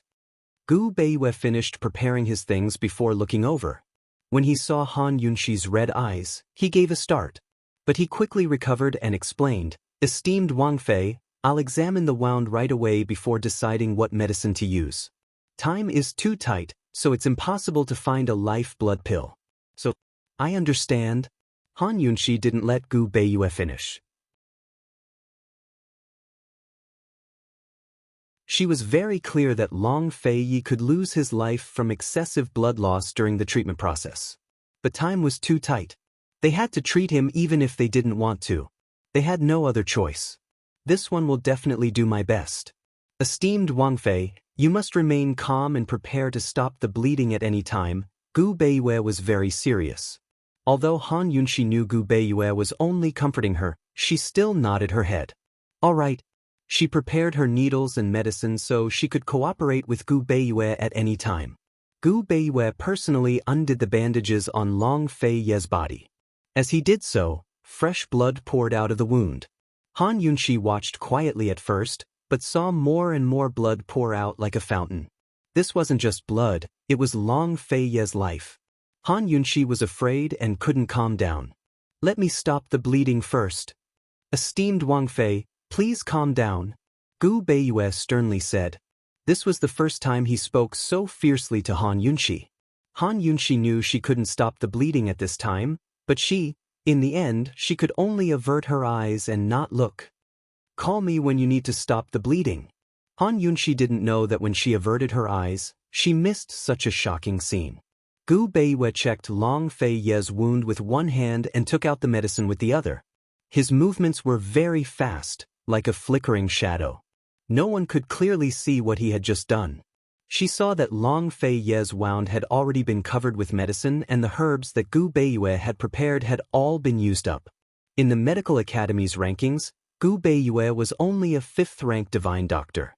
His medical skills were basically at the 5th-rank level as well. But in reality, his medical skills had already surpassed the medical school's level. Even the head of the medical school could not compare to him, but it was a pity that no one in this world knew about this. The fresh blood from Long Fei's chest was still flowing non-stop, quickly drowning out the medicinal ingredients. Gu Beiyue did not delay. Esteemed Wang Fei, stop the bleeding quickly. Han Yunxi immediately turned around and saw that Long Fei Ye's chest was covered in blood. The bedding was also dyed red. She couldn't see how his wound was treated because it was covered in blood. In this kind of situation, she did not have any extra thoughts to pay attention to Gu Beiyue's speed of treatment. She only chose to trust him. She immediately used needles to stop the bleeding. With trembling hands, she used the fastest speed she'd ever used in her life to treat Long Fei. By the time the bleeding stopped, Han Yunxi's entire back was drenched in cold sweat. Hot water, quickly! Gu Beiyue shouted. Tang Li personally brought in the hot water. Seeing Han Yunxi's trembling hands, Gu Beiyue's eyes flashed with pain. He was about to do it himself when Han Yunxi beat him to it. I'll do it. She nimbly wiped Long Fei Yi clean and took care of the blood, then changed into warm clothes. She understood that people who had lost too much blood needed to keep warm. By the time Han Yunxi was done, Gu Beiyue had already written out a prescription for Chu Shifeng to make medicine. The tense atmosphere finally eased a little. Tang Li asked timidly, "The Duke of Qin, is he all right now?" Gu Beiyue didn't speak, but Tang Li looked at Han Yunxi. Say something. Han Yunxi looked at Gu Beiyue. She wanted to ask him the same question. Long Fei Yi had lost too much blood. It was too much for him to take in right away, so even if she had a miracle blood tonic, she might not be able to use it. She could only say that Long Fei Ye's life was saved for now. As for what would happen in the future, she didn't know, nor did she dare to guess. Gu Beiyue, say something. Tang Li was anxious. Gu Beiyue's eyes flashed with a complicated look before he took Long Fei Ye's pulse again. After some hesitation, he said, "It's best to keep watch tonight. If he doesn't wake up tonight, then the situation won't be optimistic." That night, no one slept. All of them stayed with Han Yunxi to keep watch. But it was already daybreak, but Long Fei Yi didn't show any signs of waking up. Instead, his pulse grew weaker and weaker. Gu Beiyue opened the windows to let in the sunlight. No one could ignore the fact that it was already morning. Not only was the sky bright, but the sun was already high in the sky. Suddenly, Tang Li swung a hand at Gu Beiyue. "You quacked." Fortunately, Han Yunxi shoved him aside in time. "Are you crazy? My big bro will definitely be fine. This quack is spouting nonsense. He's seeking death." Tang Li had lost all reason. Get out! Han Yunxi suddenly shouted. Tang Li was about to refuse, but Han Yunxi was the one who'd truly lost her mind. She screamed at the crowd, "All of you get out! Get out!" Gu Beiyue was the first to leave. Tang Li was dragged out by Chu Shifeng. Han Yunxi's eyes were redder than a rabbit's, but she stubbornly refused to cry. She still clutched Long Fei Ye's hand tightly as she sat on the side, watching over him. Han Yunxi waited for an entire day and night. She personally took his pulse and fed him medicine, but Long Fei Yi still didn't wake up. Note to the readers: Genius Poison Consort's WeChat account is Tienkexia Dufiai.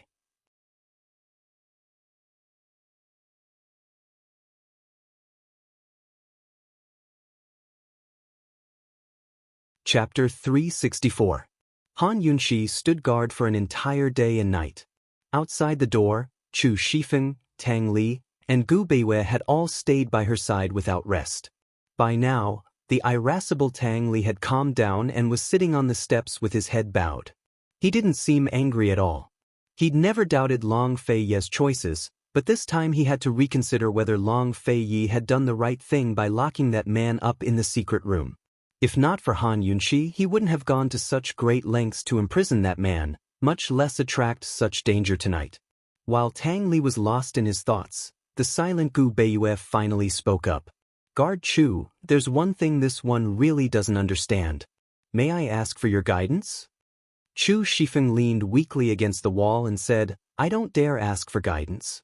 Imperial Physician Gu, you may ask whatever you want."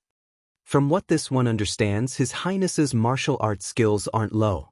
How could someone have injured him in such a fatal place? Gu Beiyue naturally knew that Chu Shifeng was on guard against him. He didn't want to ask at first, but after a day and night of thinking he still couldn't figure it out. With Long Fei Ye's martial arts skills and vigilance, it was more likely that he'd been poisoned. How could he have been injured so severely? After all, the heart was the weakest part of the human body. Even the world's #1 expert, Tianshan Kenzo, would collapse after being stabbed so deeply by a dagger. Gu Beiyue mused that someone who could injure Long Fei Yi so severely had to be someone Long Fei Yi trusted deeply, or someone whose martial arts skills were far superior to Long Fei Ye's. On second thought, the people whose martial arts were far above Long Fei Ye's were either from Tianshan Kenzo, Liberty City, or the City of Daughters. Tianshan Kenzo wouldn't hurt Long Fei Yi like this, and Liberty City and the City of Daughters had 2 or 3 experts who could hurt Long Fei Yi. However, they had no reason to attack. Those old seniors had already retired from the world of assassins for several years. Gu Beiyue thought about it and still felt that the person who injured Long Fei Yi was someone trusted by Long Fei Yi. It was very likely that there was a traitor in the U prison. Gu Beiyue's question had left Chu Shifeng puzzling over it for an entire day and night, but he couldn't figure it out either. His Highness Duke of Qin's sneak attack on the black-clothed man was to stab his sword directly into the man's heart. Although he was behind him and didn't get a good look, he wasn't mistaken. He was certain that His Highness Duke of Qin had not only hit the target, but stabbed very deeply. His Highness Duke of Qin had never made a mistake, so the depth of his sword had to be even deeper than the man's dagger. Logically speaking, the black-clothed man shouldn't have lived for more than the time it took to brew a cup of tea.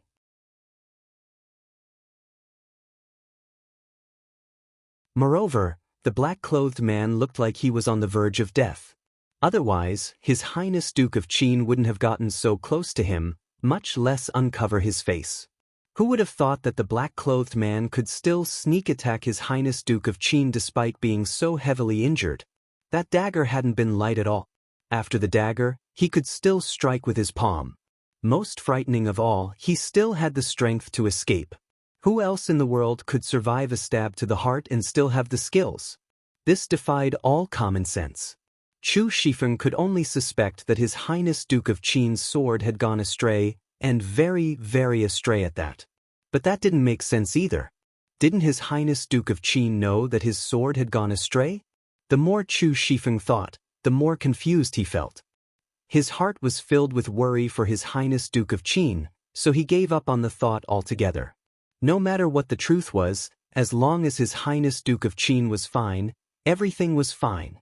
When Chu Shifeng didn't reply, Gu Beiyue added. Guard Chu, if it's inconvenient, just pretend this one never asked. Chu Shifeng was even more guarded against Gu Beiyue than he was against Tang Li. He didn't want to say much, but even if Gu Beiyue didn't ask, esteemed Wang Fei would ask anyway. By then Gu Beiyue would find out. If he told Gu Beiyue this mystery that defied the laws of the human body, perhaps he'd be able to explain it. Of course, Chu Shifeng wouldn't mention a word about the prisoner in the secret room. Imperial Physician Gu, it's quite strange. That night, His Highness was attacked by an assassin. The assassin's martial arts skills were average, far below His Highness's. His Highness's sword stabbed him in the chest. Although it went astray, it still counted as a wound to the heart. His Highness thought the assassin was dead, so he went closer. Who knew that the assassin would sneak up on him? Although Chu Shifeng didn't tell the truth, it didn't count as a lie either. By now, Tang Li was looking over as well. He didn't understand either. Gu Beiyue was an intelligent man, but he still didn't understand. He asked, "Are you sure it was the sword that went through the heart?" "I'm sure." His Highness was certain that the assassin was dead, so he didn't put up any defenses. Chu Shifeng was certain. Gu Beiyue's heart grew cold. Although he didn't show it, his ashen face turned even paler. He had carefully examined Long Fei Ye's wound and found that the dagger had stabbed him with a lot of force. A dying man couldn't possibly have that kind of strength. Even if he took 10,000 steps back, it was impossible for him to be heavily injured. Imperial Physician Gu, after the assassin stabbed His Highness, he hit him with a palm before escaping. Even 10 guards couldn't catch up to him. Chu Shifeng added hastily. Hearing this, Gu Beiyue's heart skipped a beat, but he only expressed doubt. That's impossible. His Highness probably didn't hit any vital points and was tricked. Tang Li couldn't help but speak up. That's impossible. My big bro isn't so careless. His Highness was too careless to approach before he even died. Gu Beiyue sighed helplessly. With Long Fei Ye's personality, he'd only let his guard down around dead people. Although the black-robed man was dead for sure, he wasn't dead yet. Moreover, many assassins knew how to use poison before they died. Long Fei Ye was a veteran of hundreds of battles, so he should have known. That person was dead for sure. It's really strange. Tang Li cleverly avoided Gu Beiyue's questions. Gu Beiyue faintly sensed that there was more to the story that Chu Shifeng and Tang Li were unwilling to share. Of course, he didn't have time to ask. Right now, the most important question wasn't whether or not Long Fei Ye had been careless, but how the black-robed assassin had escaped unscathed with a wound to his chest. Strange. It doesn't make sense. Gu Beiyue muttered to himself as he began to worry. Could it be that Long Fei Ye had run into a poison Gu human? In this world, only poison Gu humans were immortal and indestructible besides Lil Feng. Leaving aside a single stab, even stabbing a poison Gu human in the chest multiple times wouldn't kill them. At most, it'd hurt them a little. Only poison Gu humans could explain this. But how could there be poison Gu humans in this world? Methods to raise poison humans and poison corpses had been passed down through the ages, but the method to raise poison Gu humans remained a mystery. Some said that the poison sect master hadn't succeeded in his research, so there was no way to raise poison Gu humans in this world. Others said that the poison sect master had been killed by the medical academy before he could raise a poison Gu human. Thus, the method to raise poison Gu humans disappeared with the poison sect. However, Gu Beiyue knew that the secret method to raise poison Gu humans hadn't been invented by the poison sect, but by the medical academy itself. It was a top secret of the academy and had been sealed away in a forbidden area. No one was allowed to get close to it. The poison sect had indeed tried to get their hands on the secret recipe in the past, but never succeeded. That was why he was so shocked by today's events. With the poison sect gone, if there really were poison Gu humans in this world, they could only have been raised by the medical academy. Leaving aside how they'd been raised, how had Long Fei Ye provoked them in the first place? Gu Beiyue dearly hoped that this was all a misunderstanding and that Long Fei Ye had been careless. If there really were poison Gu humans in this world, then it'd be dangerous. Seeing that Gu Beiyue couldn't explain himself, Tang Li and Chu Shifeng were too lazy to ask any more questions. If they kept asking, Gu Beiyue wouldn't be able to explain himself at all. Instead, he'd ask them a lot of questions. What a loss. It was already dark outside, but there was still no sound from the room. Tang Li and Chu Shifeng exchanged glances, both anxious and helpless. They could only comfort themselves with the fact that no news was the best news. While Long Feiyi was unconscious, another fellow was having a hard time as well. This was none other than the black-robed assassin from that night, Gu. Even now, he still hadn't changed out of his black robes. After shaking off the guards from the hidden pavilion, he'd ended up sprawled on a nearby roof like a corpse. His wound was really painful. At first, he hadn't felt any pain and could still muster his strength. But when he stopped to rest, the pain intensified. He didn't even know how much blood he'd lost, but right now he was both tired and in pain. He wanted nothing more than to sleep for a few days straight. Every time he was in extreme pain, he'd want to sleep for a long, long time. The longest he'd ever slept was 3 whole months. But this time, he was doing his best to stay awake. How could he sleep without checking if Long Feiyi had been buried? Thinking up to here, Gu's pale, bewitching face broke into a smug, satisfied smile. Actually, he didn't want to make a move because it would expose his secret. But he couldn't resist Long Feiyi's stab. It was a heaven-sent chance.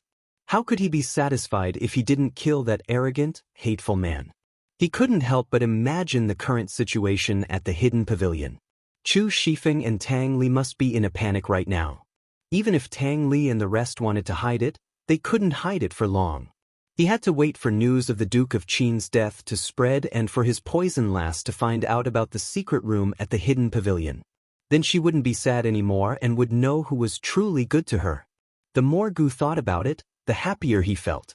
He decided to eat his fill before going to the hidden pavilion to see what was going on. Gu still had no idea that his poison lass loved that man more than he imagined. Right now, she was so sad that tears were about to fall from her eyes.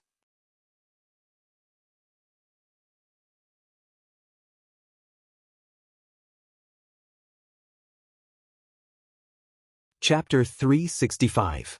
Another night passed. The night was silent. The person on the bed did not wake up and the person beside the bed did not sleep. Some people said that it was very painful to lose something after obtaining it. However, for Han Yunxi, it was true that she would lose it before she obtained it. She had been taking Long Feiyi's pulse every 2 hours since the beginning. Now, her hand had been on his pulse the entire time, paying attention to any changes in his pulse. She was afraid. Although she was not a doctor, she had seen many cases and read many medical books.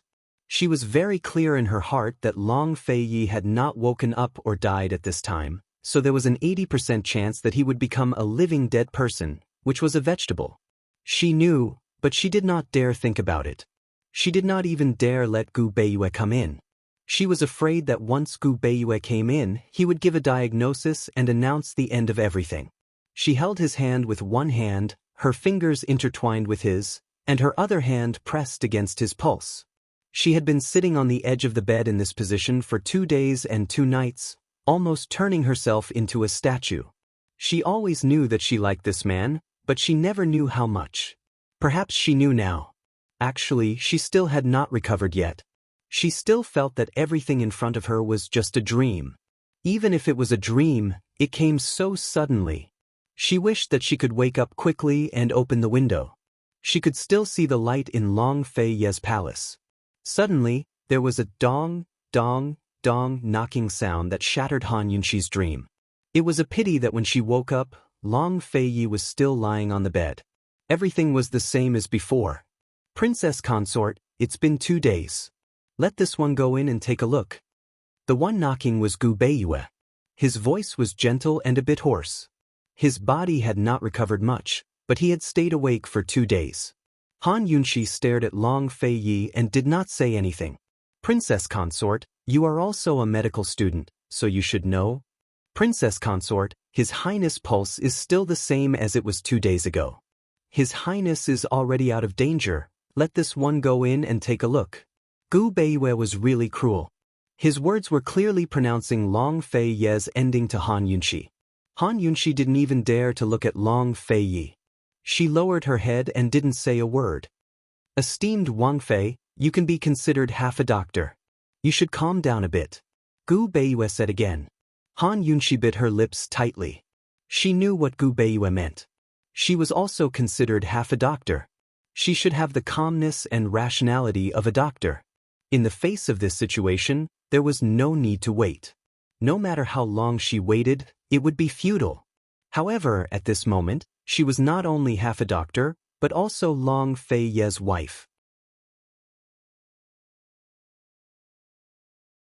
The person lying in front of her was the person she had liked for a long time. How could she remain calm? She had already held back her tears, so what else did he want her to do? She took Long Fei Ye's hands and pressed them against her lips. Her entire being was so quiet that not a trace of life could be seen. It was as if the entire world had dimmed with her. After a long time, there was no more sound from outside the door. The room became incomparably quiet. This silence lasted for another day and night. Time was the most merciless thing of all. Long Fei Yi, have you counted? Have you counted how many steps Yunxi has taken towards you? Long Fei Yi, do you know that every step Yunxi takes requires a lot of courage? If you don't wake up, where will Yunxi go? Long Fei Yi, don't tell me you won't even give Yunxi a chance to walk towards you of her own accord? After an indeterminate period of silence, Han Yunxi finally spoke up. Your Highness, if you don't wake up, aren't you afraid that Yunxi won't want you anymore? Her tears fell soundlessly onto Long Fei Ye's cold hands. Yunxi was crying. But when the hot tears fell onto Long Fei Ye's palms again, his hands actually trembled slightly.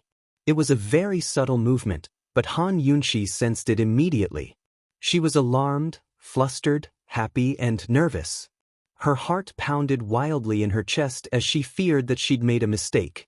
She feared that if she moved, he'd stop moving. She forced herself to wait. After a long time, Long Fei Ye's hands really did tremble again, his fingers clearly moving. Han Yunxi was certain that she hadn't seen wrong. She was wild with joy and even forgot to call Gu Beiyue in. She just stared foolishly at Long Fei Ye's fingers. This time, she waited for a long time, but Long Fei Ye's hands didn't move again.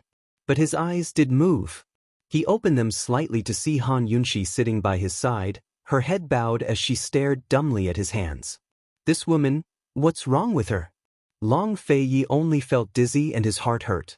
But his consciousness was still clear. He remembered that he'd fainted after being ambushed by the black-robed man. He'd survived the dagger to his heart. Did this woman save him? But her medical skills couldn't even compare to the imperial physicians in the palace. How long had he been unconscious? Had there been any delays in the disaster relief efforts? Who brought this woman to the hidden pavilion? Did she know about what happened in the secret room? As soon as he regained consciousness, thousands of thoughts flooded Long Fei Ye's mind. He unconsciously knitted his brows and stared at Han Yunxi. Han Yunxi had no idea that Long Fei Yi had woken up. She stared at his hands without moving. Just like that, the two of them were silent in their own worlds for a long time. Finally, Long Fei Yi spoke. Han Yunxi, what are you doing? Han Yunxi suddenly looked up and immediately saw Long Fei Ye's eyes that were as deep as the sea.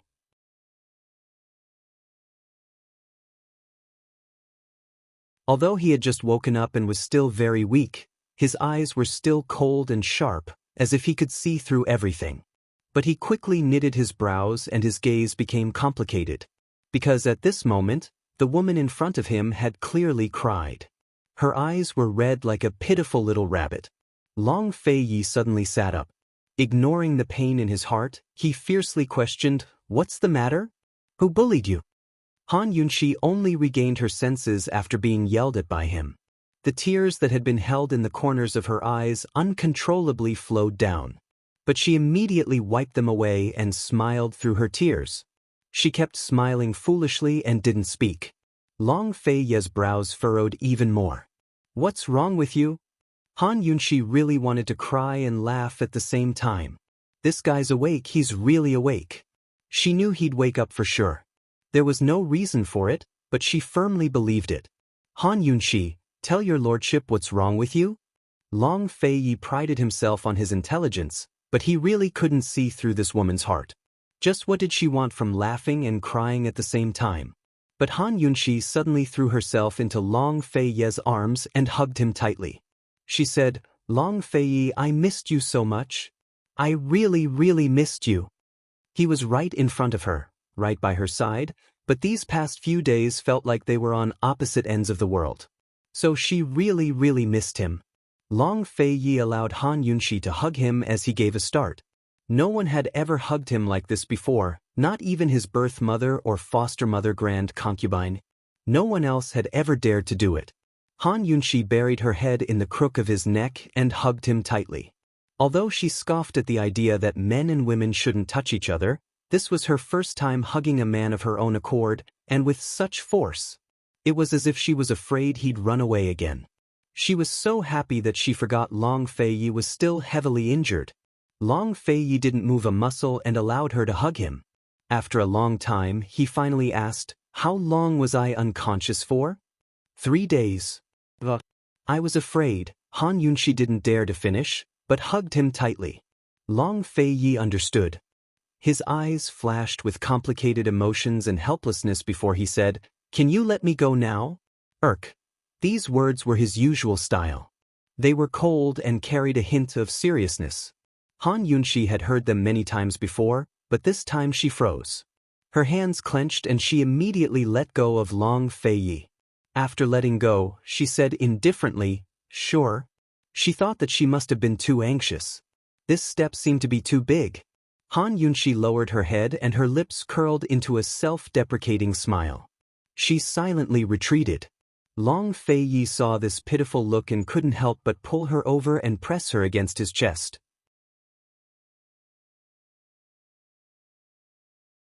Although his heart was in pain from the two of them hugging like this, he still endured it when he saw this pitiful look on this woman's face. Han Yunshi didn't understand what Long Feiyi meant by this. He had clearly asked her to let go, but he was still hugging her. She struggled to get up, but Long Feiyi immediately sucked in a breath of cold air from the pain. Don't move if you don't want this prince to die from the pain. Die from the pain? Han Yunshi was shocked. Only then did she remember that he still had a wound on his chest.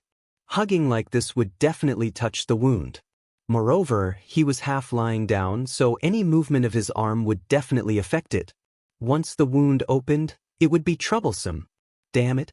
Han Yunshi really wanted to slap herself. She was just as pitiful as a little rabbit, but now she was so serious that it was shocking. She almost said in a commanding tone, Long Feiyi, let go of me quickly. Don't worry, this prince won't die. Long Feiyi was actually very calm. Han Yunshi didn't dare to move as she seriously advised. You're still in danger? You saved this prince? Long Feiyi didn't seem like he wanted to let go as he changed the topic. He knew his own body the best. Although the wound was very painful from the current situation, his life wasn't in danger. Just based on the position of the wound, he felt that he wouldn't be able to escape death. The person who saved him had to have some skills. It wasn't me, it was Imperial Physician Gu. Imperial Physician Gu helped you apply medicine and I helped you stop the bleeding. It's good that I came in time, otherwise the consequences would have been unimaginable. Han Yunshi was lying on Long Feiyi's body, so she could feel his breath and temperature. They were hugging so close earlier, so she didn't have time to properly feel it. Gu Beiwe. Long Feiyi was very surprised, but he didn't show it. He guessed that it was Han Yunshi who invited him. Han Yunshi really wanted to have Long Feiyi let go of her. Hugging like this wasn't a good idea. However, she knew that Long Feiyi was a man of his words, so she could only stay motionless and let him do as he pleased. As long as he was fine, she could do anything. Your Highness, who injured you? How did you get injured so badly? The question that Gu Beiwe couldn't understand was something that Han Yunshi also couldn't understand. Who could injure Long Feiyi like this? You're tuning in to the Dreamy Chapters YouTube channel. We're so grateful for your support and don't forget to subscribe to join us on this incredible journey through captivating stories. Your generosity through donations truly makes a world of difference, as it's the primary source of revenue that allows me to expand and enhance this channel for you. Thank you from the bottom of my heart for being a part of this adventure.